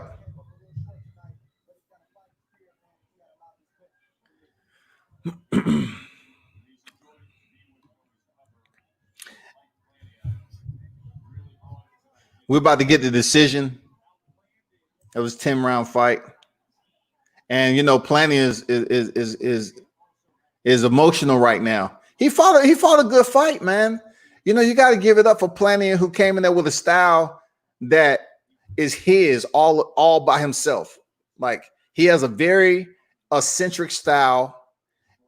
And in order for you to fight with that style without getting knocked out and possess that power, for one, it takes confidence. Two, you have to be in control of your craft. And he's absolutely in control of his entire arsenal, Plania. He knew when to whip that left hook out there. He got the timing down early. And for him to score early knockdown in the 1st round was huge. And then turn around with what? Less than 10 seconds left in the 6th round and get another knockdown. It's too much for Greer to recover at that point, unless he was able to get knockdowns himself. Here goes the decision. What? 90. Jarman has it 97-91 for your winner. 97-91. Magic Plania wins. 97-91. 97-91 was one judge scorecard. But Plania is freaking emotional. Hey, it's a sport. Greer takes his 2nd loss. He moves to 22-2, 12 knockouts. And Plania moves to 24-1 with 12 knockouts. It's a good fight, man. Good fight. Good fight. Good fight.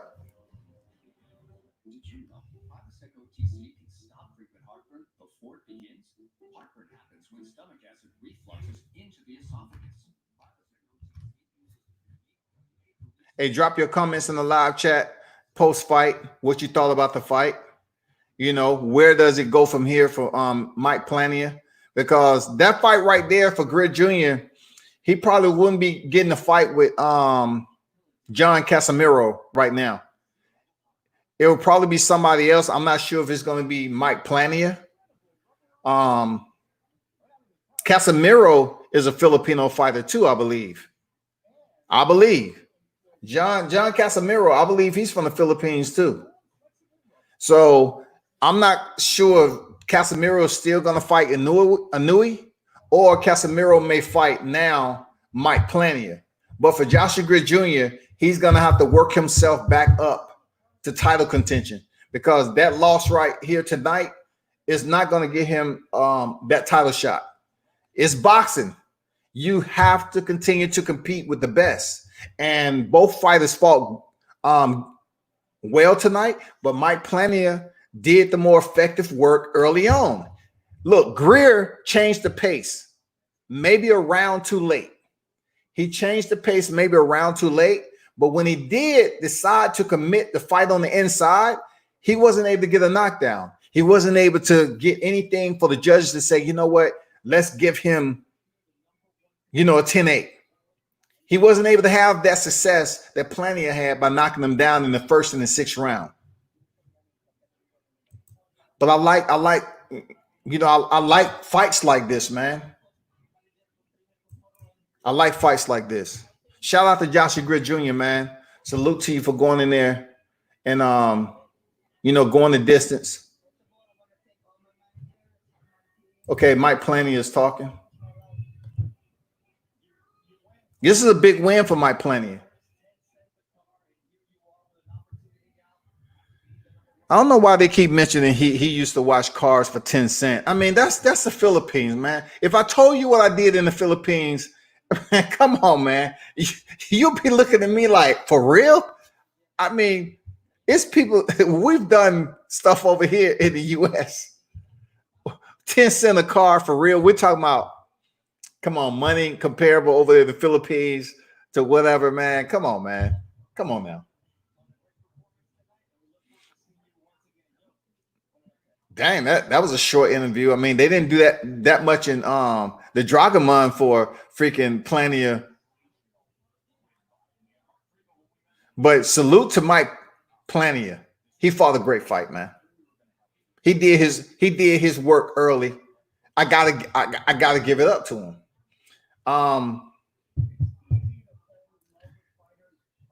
Let me see all the loved ones just dropping in.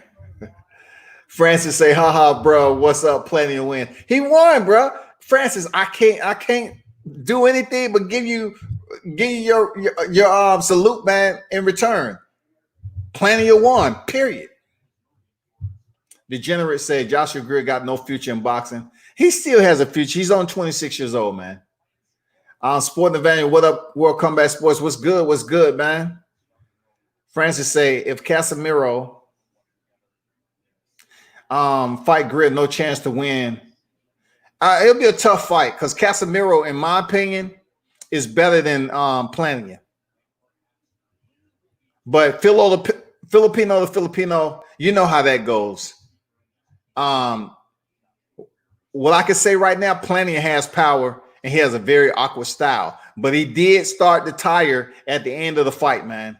And so you talking about stepping up to face John Casimiro in 12 rounds? I don't think Plania gets it done unless he changes up some stuff. Casimiro, in my opinion, is the better boxer. Sporting Advantage, very true. Mike Plania deserves this night. Yeah, man, Mike Plania fought a smart fight. His power resonated earlier. He was able to earn the effective punches that put Greer down twice in the fight. I mean, it's no question, absolutely no doubt, period, that those was knockdowns with the same punch, the whipping left hook. It was beautiful for him to execute it the way he did, because you really didn't know when it was coming, but he was able to get the data early and give it up to Mike Plania. Mike Plania, he pulled out the magic. He pulled out the magic tonight.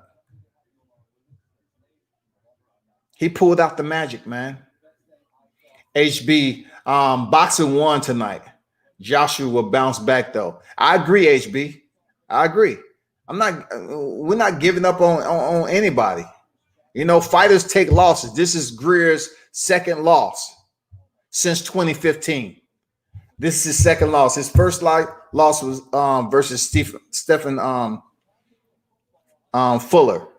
Fulton. I believe Fuller.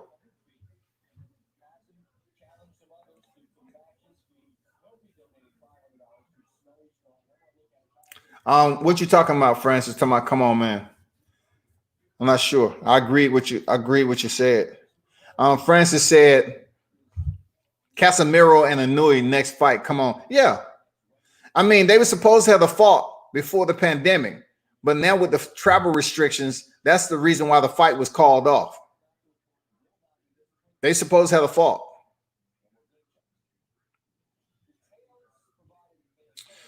Emil said, congrats to both fighters. It was a great fight. It was, man. It was good coming off the post. I wouldn't say the post-pandemic because we still in the pandemic. But Paulo, first judge was biased. How did he score at 94? I know, right? Hey, it's boxing there, Paulo. Hey, I agree. That fight, no way, no how, was a draw. Not with those 2 knockdowns. It wasn't a draw. But that judge, I'm pretty sure they're going to talk to him and be like, hey, it's the pandemic too. So they might have got some judges from somewhere that didn't get the proper clearance. I don't know, but Sporting Advantage say he was 19-0. Legal say Greer should have. Hold up for a second.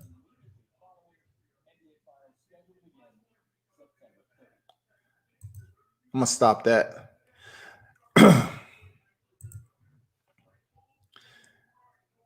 Legal said Greer should have started off with that forward pressure from the start. A day late and $1 short. Good fight from both. Yeah, but you know what? A lot of variables might have been playing in Greer Jr. head to the point of knowing that Plania would be, at his best with his power shots early on. And he showed that. But we don't know if he would have still been able to maintain the pace. Like Greer Jr. used up a lot of energy early on. But then he settled in when he thought it was dire need for him after he got knocked down in the 6th. Then he made the commitment. He said, you know what? Fuck it. I got to go out on my shield. I got to do something. I'm losing this fight. But he said check left hook. I don't know if that's a check left hook though, man. I don't know. I like Floyd Mayweather to Ricky Hatton. Yeah, definitely a check left hook. But that shit was more like a goddamn a Bruce Lee bamboo freaking. I mean, that shit was almost like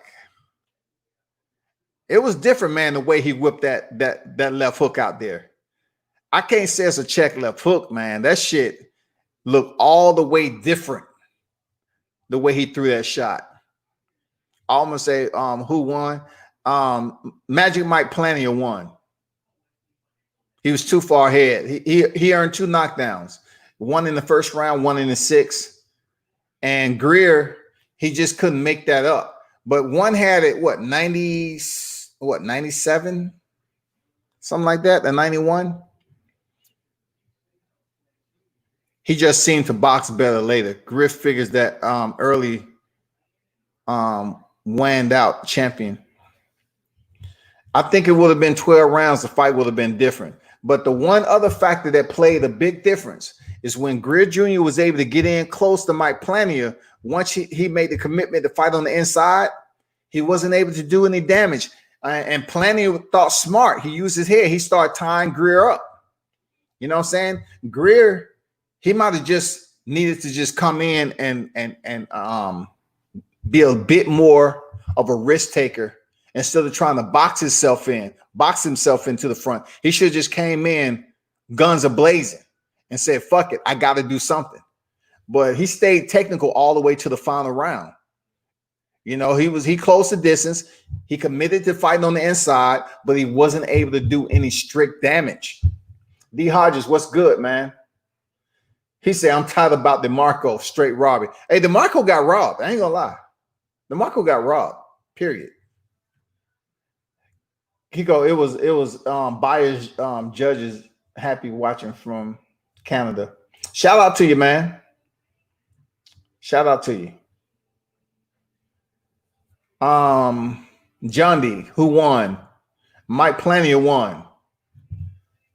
Mike Plania won. Oh man, Michael Carroll, man. Damn, he said somebody get Plania a night pillow. Damn. Chris Trucker said Greer has more star potential anybody really cares about. Whoever lost a lot these days, just like rooting against him. I still think Greer is a very talented. It showed in the last rounds. Greer Jr. still came to fight.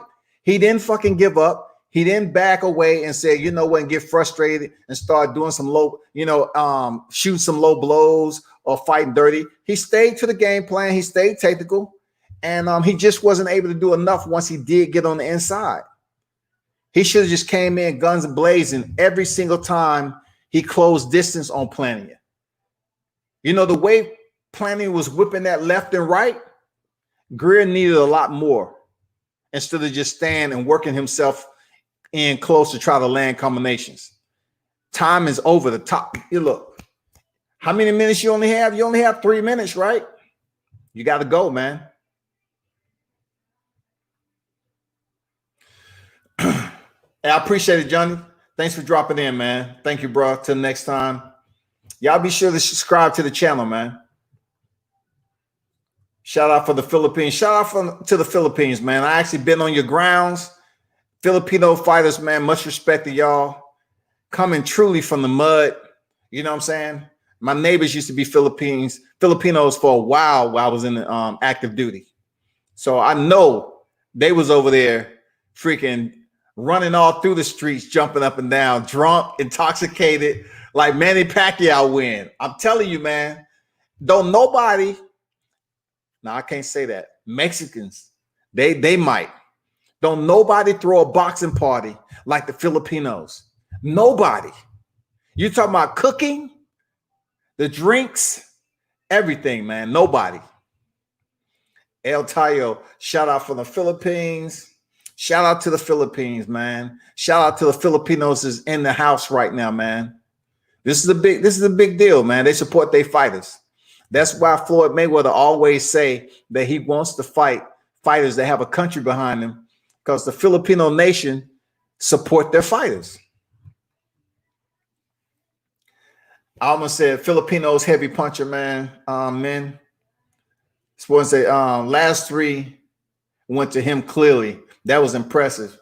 Like, why did you wait? I think it might have been one of those deals where I don't know, man. He made the shift after the 6th round when he was knocked down. He made the commitment though. 7th, 8th, 9th, 10th round, he made the commitment. And then the momentum shifted. Like I said, Mike Plania started to like fight off the back foot and draw Greer in to try to catch him with a counter again. I said that early on in the fight. I knew that shit was going to happen. But Greer, unlike Greer, like how to put this? When Plania closed the distance early on, it was detriment. He was able to land strict authoritative punishment with the left hook twice. It was punishing. It had sting on it, and it was punctual. I ain't gonna lie, it was punctual. But when Greer was able to get in close, he wasn't able to basically set the example the same or emulate that power to drop Plania. He needed a knockdown. He needed a knockdown. That's all the judge was waiting for Greer Jr. to get a freaking knockdown. Any way for them to make that fight close, even to bring it to a draw. But you can't give a draw to a fight where Plania had 2 knockdowns. You can't do that shit. The Filipinos would have been waiting outside if that shit would have been a draw. I ain't playing either. The Filipinos ain't playing that shit. No disrespect to Mike Plania.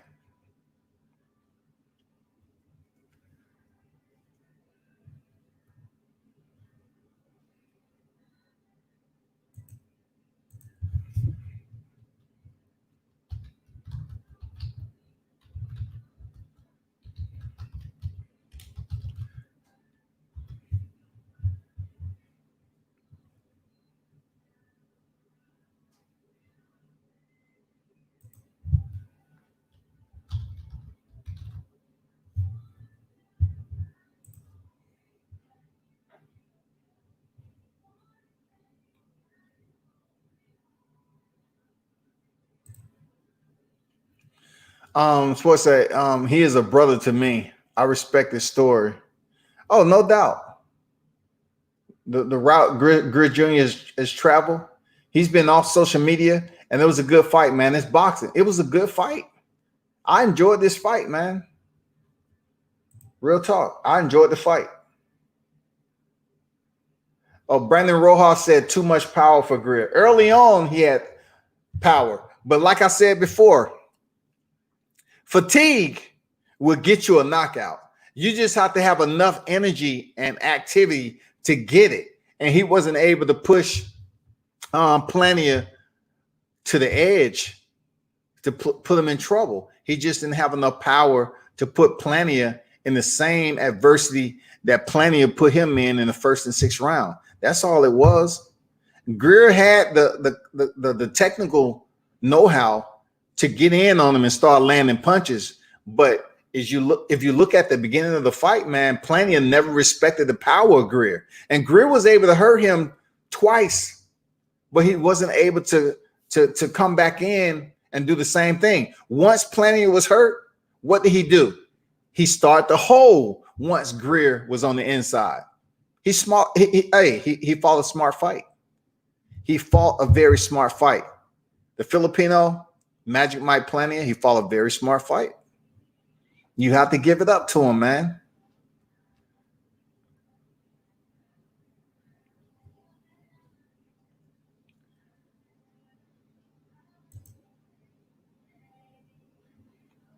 It's a good thing of traveling around the world and know what people say. I don't know who you're talking to, Williams.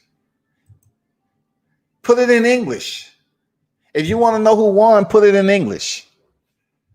You know what I'm saying? If you want to know who won, put it in English, man.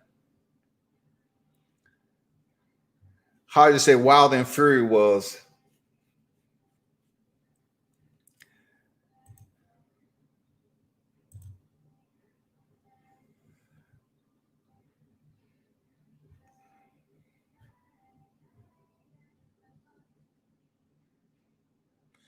You're right, man. Knockdown is big point from the eye of the judges. Look, he knocked them down with the same punch, established who's the heavier hitter early on in the fight. And the judges, look, the judges in no way, shape, or form. You have to understand what boxing is trying to recover from. Boxing is trying to recover from a pandemic. And we all know what's been going on outside. Listen, outside in the streets. It's been protests all around from region to region, state to state, right? You think with the performance that Plania put on tonight, being able to score the knockdown, not respect the power of Greer Jr., you think the judges want to try to walk up out of here in Vegas and say, you know what, we're going to try to get us a draw without any knockdowns from Greer? I don't think they wanted that shit on their hands right now. Seriously, I don't think they wanted to go there right now, man. A nice game from Greer, though. Better luck next time. You know what? When it comes to luck, man, Greer Jr. is a very solid boxer. He faced adversity in a couple other fights before now, but you really couldn't say it was knockdowns, even though, you know, a couple was graded as a knockdown. They wasn't as clean as the one that Plania landed on Greer tonight. Plania landed some clean knockdowns. Definitive. It wasn't no ifs, ands, or buts, a slip, anything like that. He landed a nice left hook, and it was very awkward. Look at the knockdown that Devin Haney got. I think it's before his second to last fight. Almost the same way. Devin Haney damn near put his right hand behind his right hip and landed that overhand right and knocked his opponent out. It was damn near the similar type, except Plania was a hook and Devin Haney was an overhand.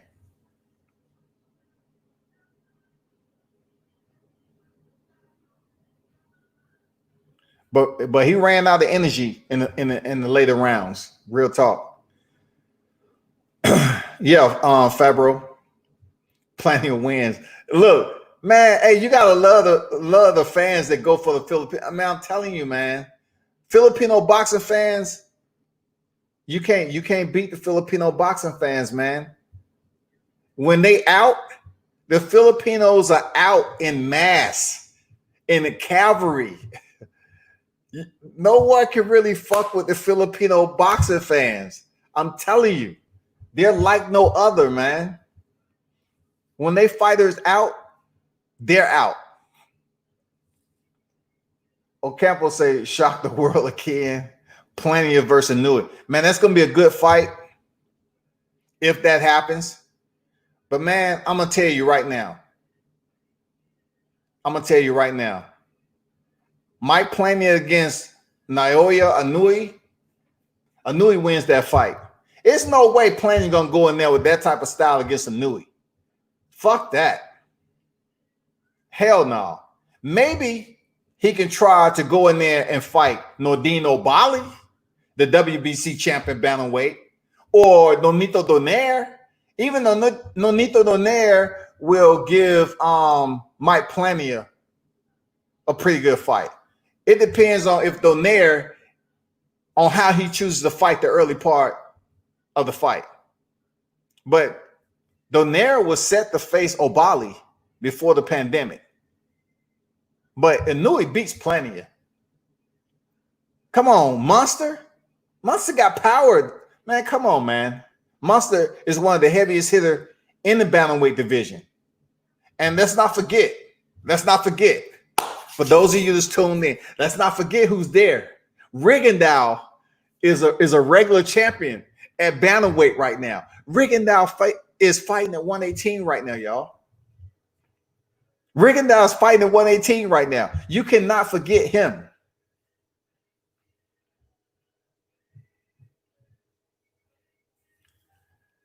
I almost say big wins again from the Philippines. Hey, you never lie. It's a big win for the Philippines, man. Dago said, I agree. Inoue win. Man, Inoue wins, man. He beat Plania.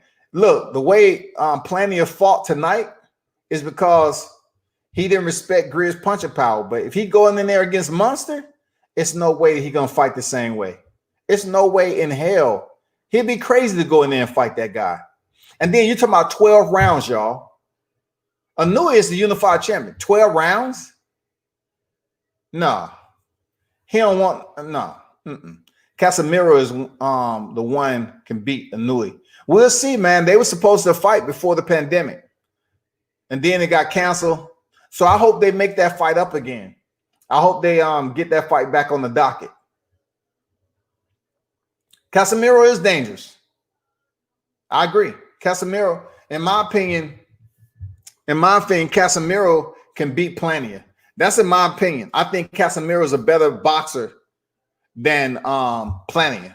Plania was good versus Greer and was able to get away with what he was able to do early on because of his opponent, his opposition. But Casemiro is a better boxer with better power than Greer when it comes down to it.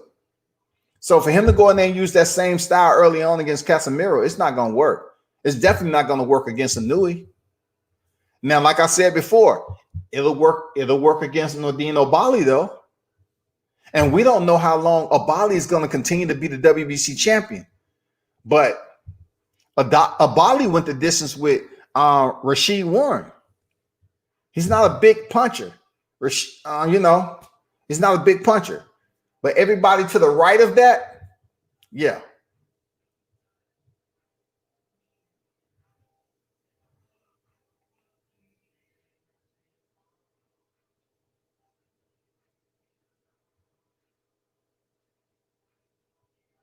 Yeah, Casemiro is dangerous. He is. Inoue used speed and power. I like Inoue, man. I'm looking forward to seeing him coming back over here once the travel restrictions are lifted.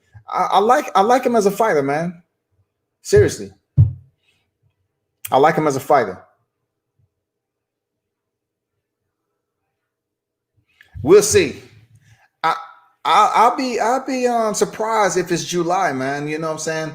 If travel restrictions are lifted, because just think about it. Most of the neighboring fighters who are you seeing on the card, they stayed over here during the pandemic. They stayed over here. we haven't really seen, like fighters traveling back and forth unless they're taking PJs. We haven't really seen that just yet. But I don't know. I don't know what the travel restrictions are like.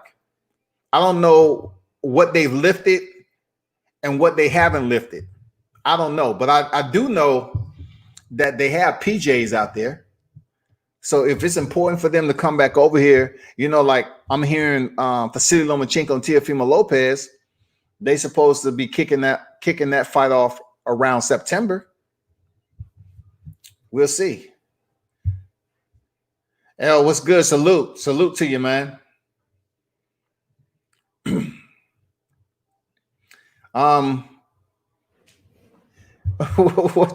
What you mean? Drop the link? I mean, what you mean? I haven't seen you on the channel before. What you mean? Drop the link?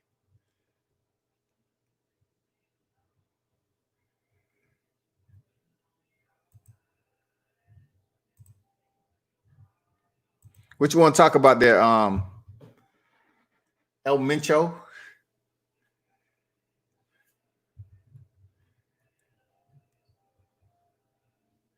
If you want to come on and talk some boxing, one thing I say, anybody who come over here and talk boxing, you have to show your face. If we ain't doing no blackout shit, nah, you on World Combat Sports.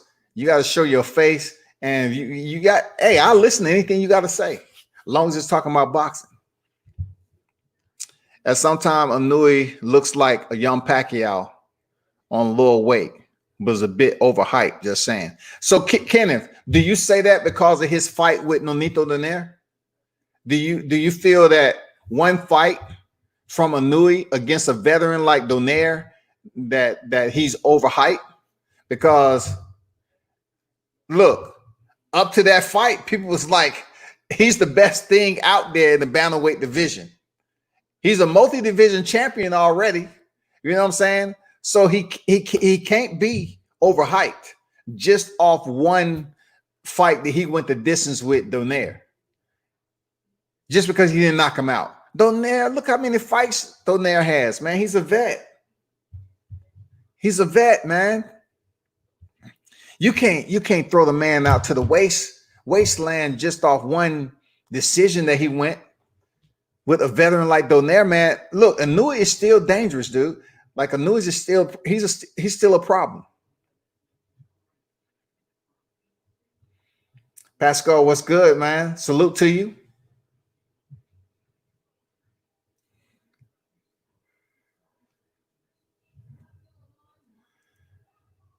From 122 down, nobody beats Inouye. I saw, let me see. I don't know about that. I have to disagree.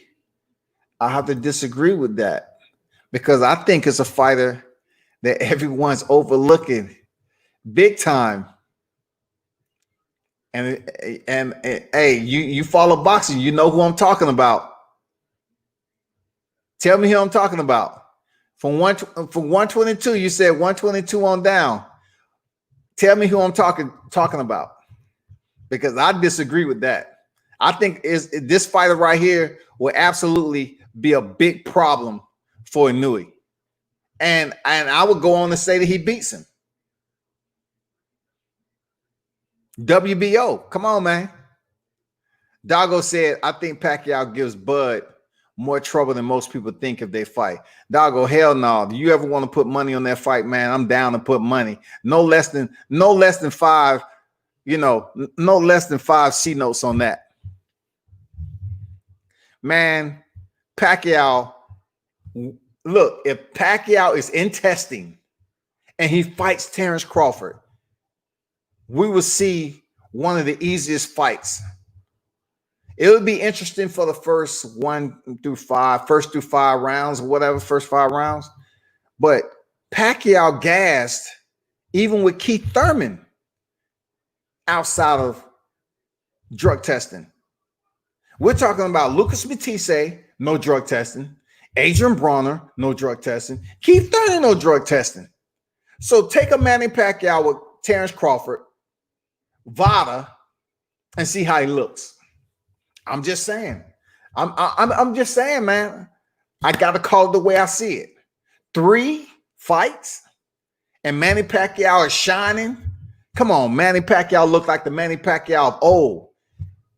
Put him in drug testing and put him in Terence Crawford. And Terence Crawford freaking easily wins a decision if he doesn't knock Pacquiao out. Seriously. Terence Crawford wins that fight.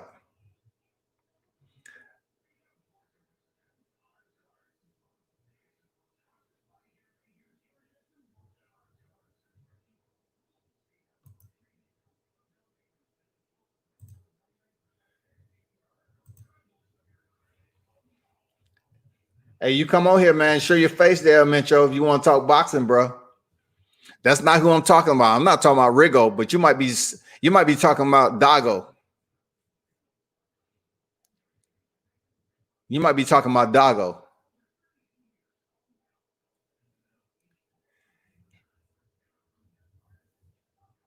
He's still at 122. You said 122 on down. He's still at 122, though.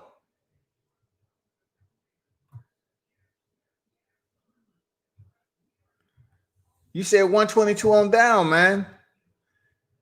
Navarrete is still 122, man. Navarrete beats Anui. Navarrete beats Anui. Period. Navarrete is a problem. He beats Anui. You said 122. From 122 down, nobody beats Anui. And I'm saying Navarrete does. Navarrete is a much better boxer than Nonito Donaire. And you saw what happened. They went the distance. Navarrete will freaking punish Anui. Worse than Donaire was able to. Believe that shit, man. Believe that. And look, Rigo, I ain't talking about Rigondeaux. That was Dago right there. I ain't say about Rigondeaux defeating, I didn't say that. Rigondeaux stepping in there with the Nui, I think he gets outworked. I know he was able to go in there against Sabalis, whatever his name was, Sabalis. He was able to win that belt. But I'm telling you, he steps in there with a Nui, Rigondeaux.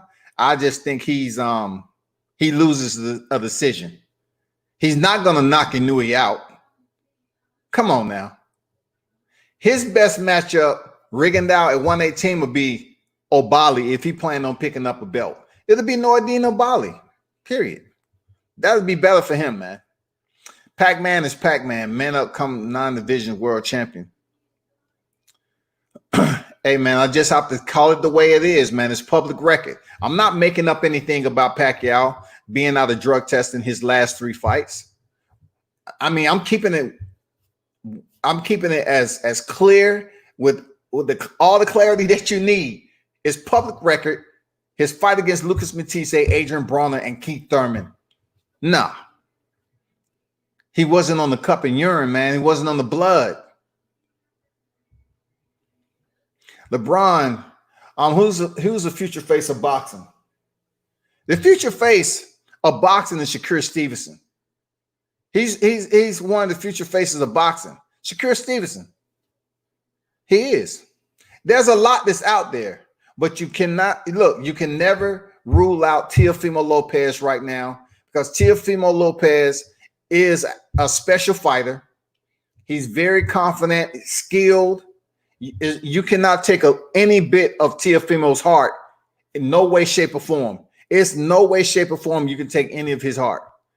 Teofimo Lopez is a problem. And when it's all said and done, I believe Teofimo Lopez may compete all the way up to welterweight himself. It depends on how he grows into his body. Teofimo may even be at 154 at the end of his career. But Shakur Stevenson is definitely one of those guys They're going to do big things in boxing. He's going to do big things in boxing. It's a 50-50 fight if Navarrete can make 122 comfortably. I disagree. Anui, did you see the fight with Donaire? You think Navarrete cannot beat Donaire? Navarrete will potentially might stop Donaire. Emmanuel Navarrete, man, have you seen this dude fight more than once? This dude is different. Navarrete is different, man. He kind of has a style periodically in between where he fights like Mike Plania, or Mike Plania fights like Navarrete. They have that odd, weird type of style. But man, Navarrete is smooth. He is smooth, man. Anui versus Estrada. Hey, man, that fight I would like to see. Juan Estrada, I would like to see that. He has 3 losses. You know what I'm saying? He's in everybody's pound for pound list down there around number 8. You know what I'm saying? They always have Estrada at number 8. We'll see. Because Anui is up in the top 5. Wilder versus Fury trilogy. Who you got? I got Wilder. I got Wilder in the trilogy. Look, that fight is not going to go the same way it did the first time, period. It's not going to go the same way. No matter how many times Tyson Fury get on here and talk all that bullshit. Somebody he just had to go in here and smash Wilder in his head so he can get the fight with Anthony Joshua. If Fury goes in there and stop Wilder again in less rounds, I'm calling bullshit on boxing. I'm calling bullshit. But I got Wilder going in there regaining his title, man. Brandon Rojas, there's too much step in his pep. You talking about Emmanuel Navarrete, man, I'm telling you. Navarrete is a multi-division champion already. People don't know too much about him. You know, outside of his performances against Isaac Dogboe, man, come on. That's why I'm telling this media, you all have to cover boxers outside of just a whole lineup of black fighters, and that's all you cover. You got fighters out here. If you watch the sport and you admire the sport of boxing, you definitely got to have Emmanuel Navarrete in your Rolodex. You definitely, because dude is smooth. Bob Arum is the face of boxing. Shakur hasn't been tested with a good opponent. Look, Shakur Stevenson is growing up. He's already a world champion. It's only a matter of time before he'd be a second division world champion. I'm telling you. And I kind of agree with what you're saying about Shakur and his opponent. I'm not saying he hasn't been tested. What do you mean by tested? He has to be in adversity to be tested. Shakur Stevenson, man, look at his fights. Once he step up competition, it's going to be a time for him to shine. So if he picks and chooses like Canelo is doing, Canelo selects the right champion to compete against, you're going to see Shakur Stevens as a 3-division champion easy. And you're going to ask yourself, how the fuck did he move up from featherweight to junior lightweight? And now, you know, hey, watch what I tell you. Shakur Stevens is going to do that shit under the radar. He's going to be on the radar, but I'm telling you, he's going to do it easily enough where people are going to say, what? How did he pick up that many belts that quickly? I truly believe Shakur is going to go from featherweight and end his career around welterweight. You know what I'm saying? And that's so far out, but I believe he's going to be a multi-division champion all the way from featherweight up the down welterweight. I'm telling you. Navarrete versus Maxayo. Man, I'm just curious to know if they ever will even come close. Because it's no way that that fight's gonna be made anytime soon, man.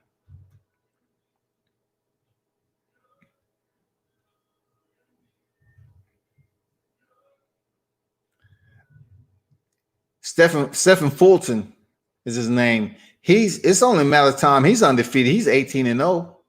It's only a matter of time before he get his shot.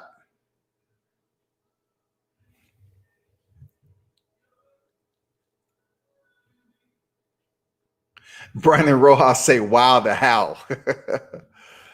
Hey, Pascal said never read to. Listen, a lot of people say, wow, the how.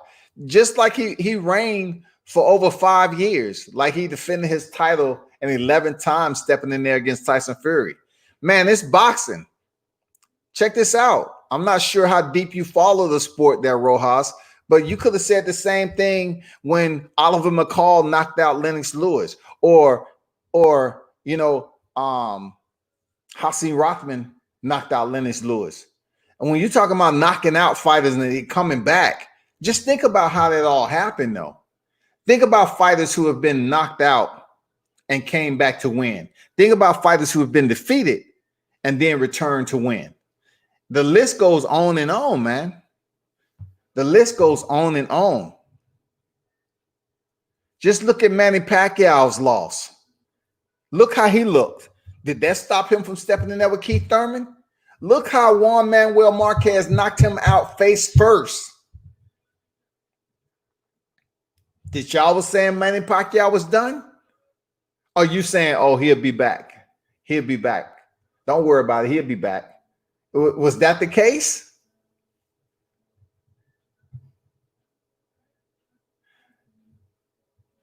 I want to see Shakur versus Burchett. Man, a lot of people want to see that fight, man, but that once again, the money has to be right. You know what I'm saying? They have to link up the promoters. Hey, Top Rank, if you think they're not trying to push Shakur, they are. They're trying to push him, but hey. FM say, you think Tyson's going to fight? You talking about fight Deontay Wilder? He doesn't have a choice. Contractually, they're set to have a trilogy. But look, the only thing that can take that out of the equation is if Deontay Wilder, the operation that he had, he's medically unfit to be cleared to fight Tyson Fury.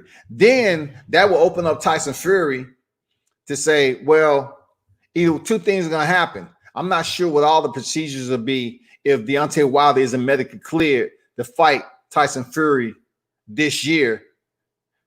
In order for Tyson Fury to say, okay, go over to Anthony Joshua, will he still have to pay Deontay Wilder step-aside money? Either way it goes, Deontay Wilder is the contractual fighter for Tyson Fury next. So he would definitely have to come out the pocket for step-aside money if that is indeed the case. It's just not going to go away. It's not going to evaporate. Deontay Wilder gets his trilogy. That was signed in 2018, y'all. I know a lot of people just want to think Tyson Fury getting up here with a motherfucking fried bologna sandwich and trying to sell it as if it's one of those freaking $5,000 burgers. It's not.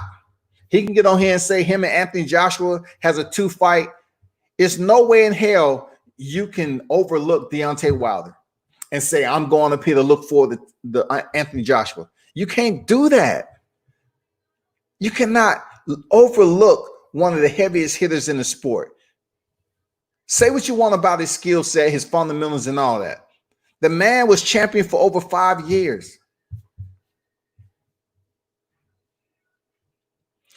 Do you think Ryan Garcia will be a world champion one day? Listen, good question, LeBron. Look, it's very funny. As you follow my live, probably not. I was telling people how Ryan Garcia, how he fights straight up and down and everything, right? And he's Ryan Garcia. I even said he's going to be a future movie star. Okay, he is. Ryan Garcia is going to be in Hollywood later on in his career. But to answer your question, it's funny how Oscar De La Hoya put him on Front Street. I mean, he was like, Ryan was offered this amount of money and he didn't want to take the fight. So we offered it to this person, right? And then Ryan Garcia was like, oh, you're supposed to be my promoter. You're supposed to be on my side. I think Ryan Garcia is definitely going to be a world champion.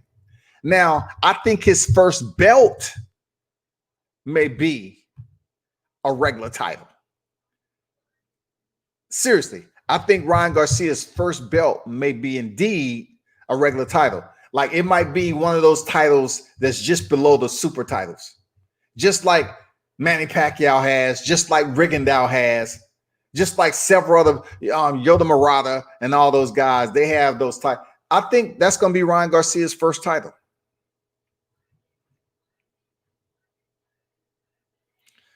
He said, "My bad, bro, Mike Tyson." So you think Tyson's going to fight? Okay, Mike Tyson coming back to fighting anybody that's in the top 15 is a problem. Period. Mike Tyson needs to stick to exhibition bouts, and he need to stay away from Evander Holyfield because nobody want to see that fight. Nobody want to see a 57-year-old and a 53-year-old. Much respect to the legends of the sport. But Mike Tyson, I told people what will work. They need to get James the Beast Wilson, who emulates Mike Tyson's style, to go in there and have an exhibition bout with Mike because they damn near fights similar. They need somebody in there to pump that shit out. Even like I said before, if Tyson's in the ring and all of a sudden Deontay Wilder comes and split the ropes instead of whoever he's supposed to fight, just so those two can be in the ring facing off on what if this fight potentially could have happened. That would set the crowd in total chaos. It would be something that people would be talking about for months if these two was actually faced off in the ring with gloves as if an exhibition bout was about to happen. And then, of course, Deontay Wilder leaves, and then whoever their opponent that comes in and face Mike Tyson is who it is. But I don't think Mike Tyson, looking at who he lost to in his last couple of fights, he looked bad. I don't think he should try to fight any of those individuals that's in the top 15. I don't think so.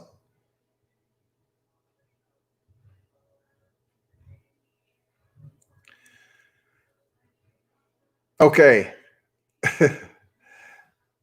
Doggo say, who do you got, Canelo versus Plant? Listen, I got Caleb. Look, I want to see Canelo step in there with Caleb Plant. Seriously, I would rather see Benavidez versus Caleb Plant. That's all I want to see is super middle. I don't want to see Canelo and Plant. Even though it'd be a big money fight for Plant, I'm not sure where those two will fight if it did take place. But I'm gonna tell you, if you're talking about generating money, of course, more people will pay to see Canelo fight Caleb, hands down. But also people will pay to see David Benavidez fight Caleb Plant too. But not more than people will see Canelo fight Caleb Plant. Yeah. To answer your question though, I got Plant, man. Plant is slick. Plant is a smooth operator when it comes to boxing, man. He'll be a problem for Canelo. Seriously, Caleb Plant would be a problem for Canelo. Canelo is running out of those easy spots to go up to these divisions and pick and choose like the Rocky Fieldings, and then, go up there and pick Sergey Kovalev, who had a brain fart in the 11th round and want to just get hit with a combination and do the stanky leg. Man, come on with that shit, man. Sergey Kovalev could have finished that fight with Canelo Alvarez, but he gave up his title because they wanted freaking Canelo Alvarez to be another division, add another division to his freaking resume, period. I don't believe that shit at all. I don't believe what happened and what I seen with Canelo Alvarez catching Sergey Kovalev and him doing all this wobble. No, I don't, man. I call bullshit on that. Kenneth said, can Wilder change his fighting style at this point in his career? Or do you think he should change his fighting style to beat Fury? Wilder should just change his fight strategy in fighting Fury. He already went the distance with him. All he has to do is make sure he 100%, and come back in there and throw more combinations. Wilder needs to learn how to fight off the back foot. Okay. He needs to learn how to fight off the back foot, and he needs to learn how to fight on the inside and throw combinations on the inside. Tyson Fury, when he was holding Wilder and just leaning on him, no action. Everything stops. Most of the action is when they have space in between them and they have range for both fighters to throw punches. Now, of course, a lot of people are going to say Deontay Wilder, he just throws the 1-2, the 1-2. And that's what I'm talking about. He needs to implement more punches to his fight arsenal, to his offensive strategy against Tyson Fury. Because one thing Tyson Fury can do, he can turn over his punches and he can put combinations together. He can. But when it comes down to it, at the end of the day, Deontay Wilder is still the heaviest puncher, the hardest hitting puncher in boxing. And also he needs to come back with offensive strategy that includes punches and bunches, putting his combinations together. If you're going to be up against the ropes, you need to, kind of work more to the body. You need to do a little bit more dirty boxing on the inside. Of course, because Tyson Fury is going to come in heavy again. Deontay doesn't need to come in any heavier. I think he's good at being the lighter fighter between the two. So come in at your weight that you usually come in at, around the high 220s. I think last time he came in like low 230s. Come in back around the high 220s. Use your speed. And you already got the power. The power isn't going anywhere. And do what you do. It needs more than a 1-2 combination, though. You need to put some combinations together. More than 1-2. Ross said, did you catch Chavez Sr. exhibition bout? They were entertaining. I did, man. I was impressed. I liked it. Look, the only thing I was thinking about, I said, where's Junior? Where's Junior? You know what I'm saying? I was like, look at Chavez Sr. out here. His exhibition bout. God damn. Where is Junior? Is he in the goddamn Ferrari? Is he out there smoking weed? Like, where is your son at? Every single time he should be taking notes. Okay. Man, come on, man. You got to be better. How'd you say Sly Stallone versus Robert De Niro? Man, if anything dealing with boxing, man, I'm going with Stallone. What person do you know in the Boxing Hall of Fame and wasn't a boxer? And also he can dress up as Rambo and go out there and mow down and be a villain, so to speak. Man, come on. The man's in the Boxing Hall of Fame. We got to go with Stallone. We got to. No, we ain't trying to see Tyson Holyfield, bro. Nah, we can't do that. We can't see Tyson Holyfield. Hey, the real deal is down here in the ATL. Even though he's from Alabama, we got mad respect for the real deal down here in the ATL. So I don't want to see him go in there and get knocked out this early, man. I don't want to see it. De La Hoya or Dana White? Dana White and what's his name? Some guy. He was talking about he wanted to fight Dana White, and Dana White said, "I put up 250,000." I'm not trying to see Dana White fight. This is the reason why I'm not, because when you looked at the Ultimate Fighter and Dana White had to go to, he was up on this platform where I guess they was playing this game and he was up high and he had to drop down in the water. He was scared shitless. So that kind of tells me right there that a part of his heart in extreme conditions, I don't think is where it need to be. Like, I know he's been around some people, but I'm just saying, like, if Dana White had to get into a fight, maybe with the below average type of individual, he would do well. But I don't see Dana White really putting hands and, what I'm saying, making a video go viral for him out here just wrecking 2 or 3 dudes at one time. I don't see him as having good cardio. He's constantly on a plane, moving around and all this shit. He might be able to get in shape since he's going to be out there at Abu Dhabi at Fight Island for a month. He said he's going to live out there for a total of 1 month. So he might be out there getting in fight shape, man, or whatever. But De La Hoya still beat him. Seriously. De La Hoya still beat Dana White. Come on. And come on, man.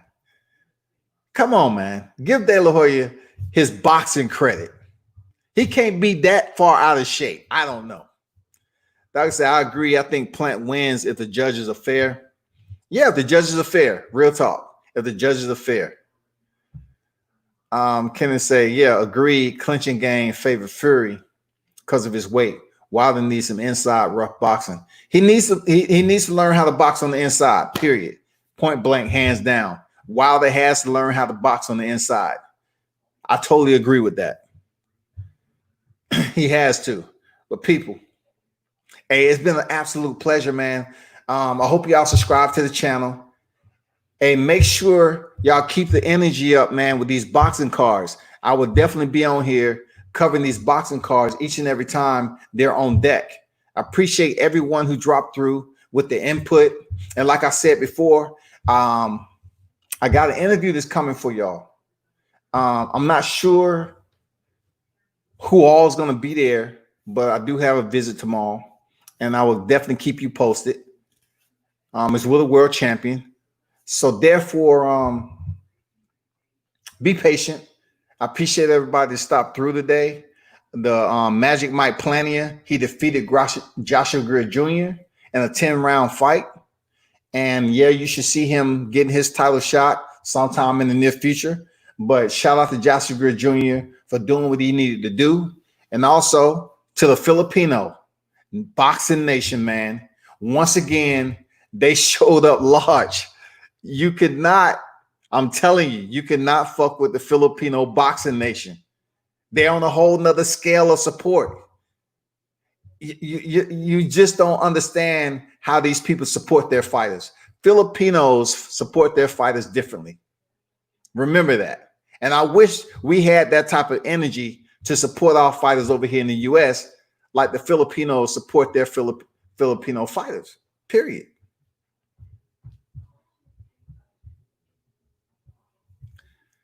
Wilder, of course. Wilder, of course. Harges, appreciate you dropping through. Say I'll be back Thursday if you're on for the fight. Yeah, for sure, man. Y'all be sure y'all stop back through here, you know, and check World Combat Sports out. If you haven't subscribed to the channel, pass the word, subscribe to the channel. But until then, man, turn up and tune in to World Combat Sports. Salute to you.